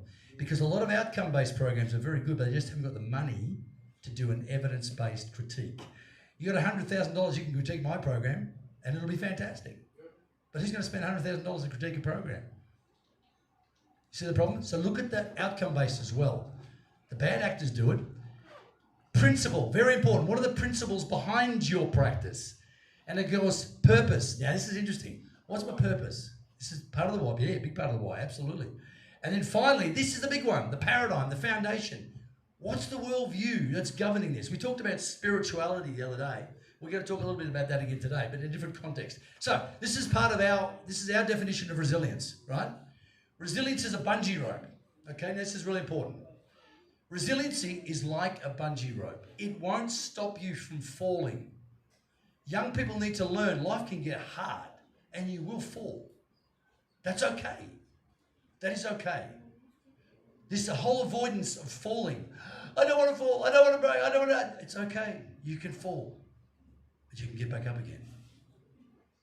The avoidance of pain is one of the single biggest drivers behind this comfort-seeking active. I won't go into that right now. So, but it will stop you from going splat. The bungee rope. Have you ever, anyone bungeed here? I have. It's fantastic. Throw yourself off a bridge. It's awesome. You're out of control. You're completely out of control. But you don't go splat. You don't go splat. It's fantastic. You bounce back. Resilience helps you bounce back. It is managing. Here's the keys. Resilience is managing complex issues of difficulty, duress, trauma, or disappointment with with well-developed problem-solving skills, with persistence of will, all founded on hope. Now, get this. Hope is not only the positive expectation of good. It's not just an optimism. It also starts based on reasonable grounds for it. So it's not just the positive expectation of good, but the reasonable grounds. Here's the question for you. What are your reasonable grounds? What's your hope based on? Is it optimism? Is it a positive, oh, I feel it in my waters. Oh, everything's going to be fine. That's nice. Nice for you if you're a positive, optimistic person, but most people aren't. I'm a pessimist. That doesn't work for me. I need a sustainable, real hope. What's my reasonable grounds? I'm going to ask you a question. Now, in front of you, this is also a quiz you can take if you want to later on. That's on our World Resiliency Day website. Managing complex issues of trauma, well-developed problem-solving skills. This is in the principle, practice and program space. Kids learn this. Persistence of will. This is in the paradigm, principle and practice space. They need mentoring, but they need to know what their hope is, what they anchor to, right? Very important. Founded on hope, it's the paradigm and purpose space, and the reasonable grounds. That's a paradigm, purpose and principle space. See how all things are integrated? They cannot be separated out. And what the system has tried to do is isolate each one and operate in a silo. It doesn't work. You need a holistic approach. Hands up if you're still with me. Half of you are. Oh, that's disturbing. I've lost half already. All right, we'll move on.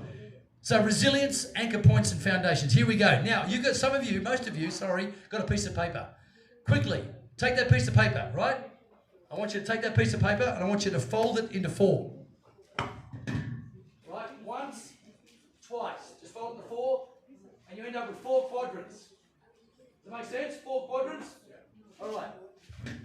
Now, for those who have a pen, hopefully you've got a pen. On each one of those quadrants, I want you to write one thing. This is really important. This is an exercise you want to teach your people as well.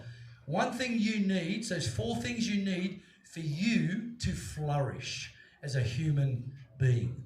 So not talking about survival, so therefore something like food, water, shelter. I'm not talking about that. That's important. I'm talking about flourishing. What you believe you need. 4 key things, indispensable things you need to flourish. Go. Quick, 4 things. So you're grown-ups in the prevention space, you should know this. This should be just part of your work. Bang, bang, bang, bang. 4 things. That's tricky, isn't it? I'm taking more time here, Pamela. I'm sorry. I think I'm near the end of my time. I'm going hard. I'm going flat out. Yep. Sorry. 4 key things you believe you need for your life to flourish. 4 things. You might have Visa card on there. You might have shopping. I don't know. But 4 key things you need to flourish. Just quickly. 3 minutes. Okay. We'll get this done. It's interesting, isn't it? 3 key things you need to flourish. Okay, you done? You done? Yeah. Okay. Okay, good. So, guess what? Life dishes out some unexpected stuff, and sadly, one of those assets has to go. Without talking to anyone, tear off one of those assets and throw it away. So tear one of those quadrants off and throw it away. Has to go. You've lost it. No talking. No talking. Tear off one of the assets and throw it away. It's been taken from you. I said no talking. Children, behave. Behave. There'll be detention after this. I'm telling you. Okay, next one. Guess what? Another crisis has hit and one more of your assets is taken off the board. Which one will it be? So one more of your assets has to go. You have to tear one more off and throw it away. Tear one more off. You have no choice. It has been taken from you. And no talking. What's going on with the talking? You're grown-ups. Seriously. Keep your mouths shut. All right, you guessed it, people. You guessed it. Bad things often come in 3, and one more of your flourishing assets has to go. So rip the last one off. Right, here we go. Now, you have got one thing left. You've held on to one thing. Now, you had 4 issues. Now, first question. So why was that? What was the one thing anyone wanted, who had left? Yeah, go, sir. Love, beautiful. That's our common one, yes? Good health, excellent. Hope. Mental health, okay, that's it. That's perfect, love it. So that's the one thing, but how hard was that to do? And I told you not to talk. What was your first response? When this crisis hit you, what was your first response? To look to someone. Your first response is, hang on a minute, this is hard. I want to talk about this. Hello? Hello, this is hard. Trauma has hit. ACEs. A 7-year-old child trying to deal with sexual trauma. Come on.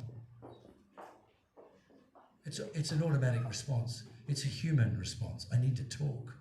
I need to talk. Talking therapies are powerful. They recalibrate the brain quicker than most other things, actually. I won't go into that right now. It's another whole other lesson. But talking therapy is important. What is happening? And of course, the first thing you did, I told you not to talk, but you had to. And when children are silenced, the trauma is doubled down again and again. So that foundation, that one thing you held on to, this is important for the kids. I'm going to stop here. There's a lot more to go into. But the last thing I want to say to you is there's stories out there that are being told, and you've got to teach your young people to hang on to a foundation and not to be critical. And what I'm going to say is going to go, oh! The things that have been left on the table that you've held on to can be taken from you. Mental health can go. Love disappears in a moment. It's a nice, noble thought. But what's behind those? See, that's the thing. What's behind those? What is the sustainable thing behind those?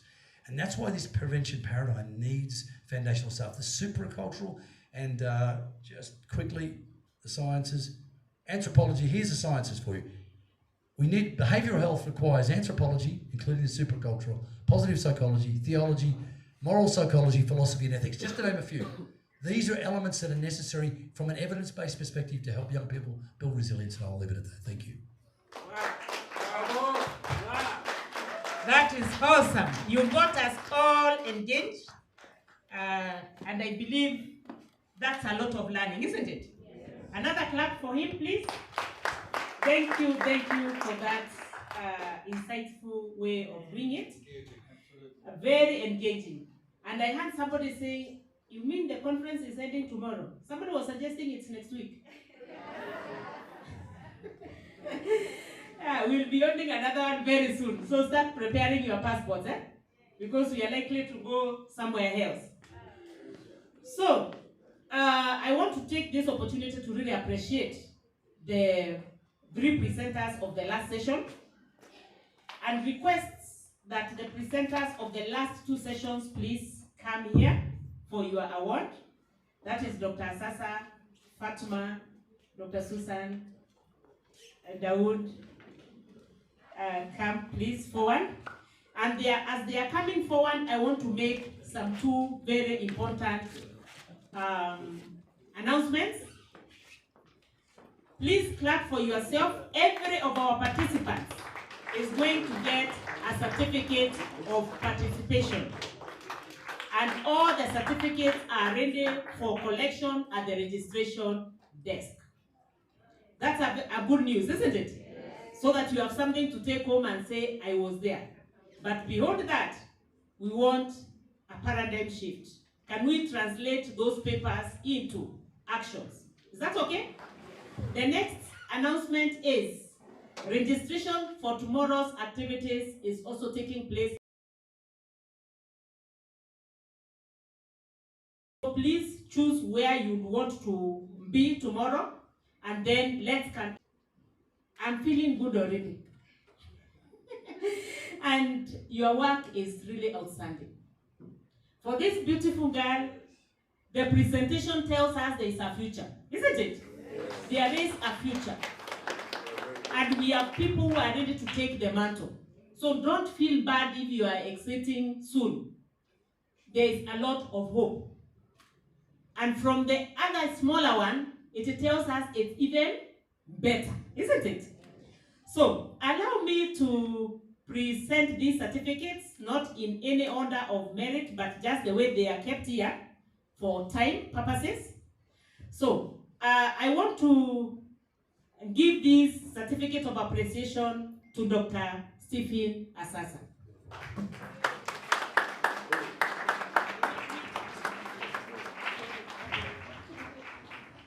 We have come a long way with this gentleman. We met in 2012, did our masters together, did our PhD together. So I know a bit in a different perspective. Thank you so much, Daktari. We truly appreciate your insights. And keep doing what you are doing. It is good. Wow, the next presenter has just left us longing for more. Oh, I see. We wish you could do a seminar for us for several days to just help us appreciate this even better. So, allow me to make this presentation to your name again? Shane. Shane, it's such a hard name, isn't it? My email really interferes with these things. Congratulations, sir. And we look forward to doing this more and more. And invite us across that side so that we can learn more. Great. Aha, Dawood. Awesome. And it seems the ladies. Yes. Dawood, you have done as well. Thank you for the insights. We truly were able to resonate with what is happening in Jordan. And we believe our countries in Africa and Asia will really be able to benefit from the insights. We look forward to better networking with you. Thank you so much. Thank you. On behalf of Afri-Asia, accept our appreciation. Great. Wow. The grandmother of prevention. The granddaughter. Yes. So who is the owner of the certificate? She. Okay. It should have had two names, but it's okay. Beautiful girl. You also a boy, I'm told. This is beautiful.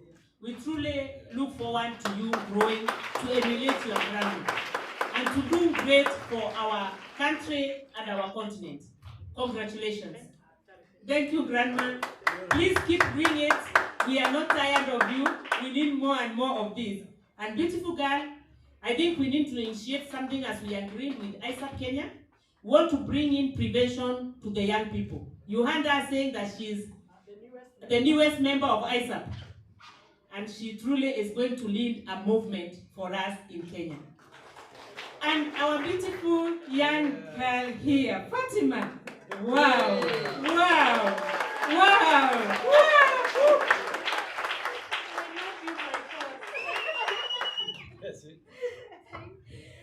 Fatima accepts our appreciation from Afri-Asia. We are really delighted with what you have done. And we know this research is going to be published and it's going to initiate even more discussions. As ISAP Kenya would want you to present this to our youth, the earliest presentation early next year, 2026. Congratulations. And then we can have a group photo, all of us. And we have a group photo.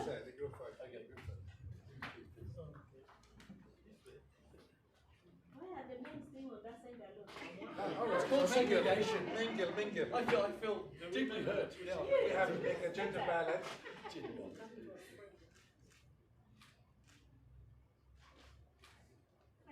Thank you so much. Thank you so much. God bless you. And without further ado,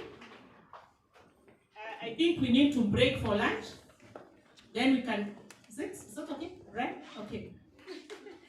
Thank you for the time. I'm truly honored to have been the moderator of this. Thank you. Let's give a hand clap to Dr. Thank you so much. So we are breaking for lunch, but just one announcement. I'm sure the lunch is 1 hour, but after 30 minutes, today we want to do the lunch quick. So when we finish, you come. We'll have poster presentation. So poster presentation. 12:45.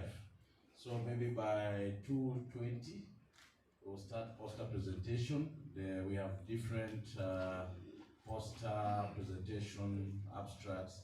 Just come in, so just take your lunch quickly. You're the first one, then you come. Let's learn from others. Yes. Will that be good? Yes. Okay, thank you. Then have a great lunch.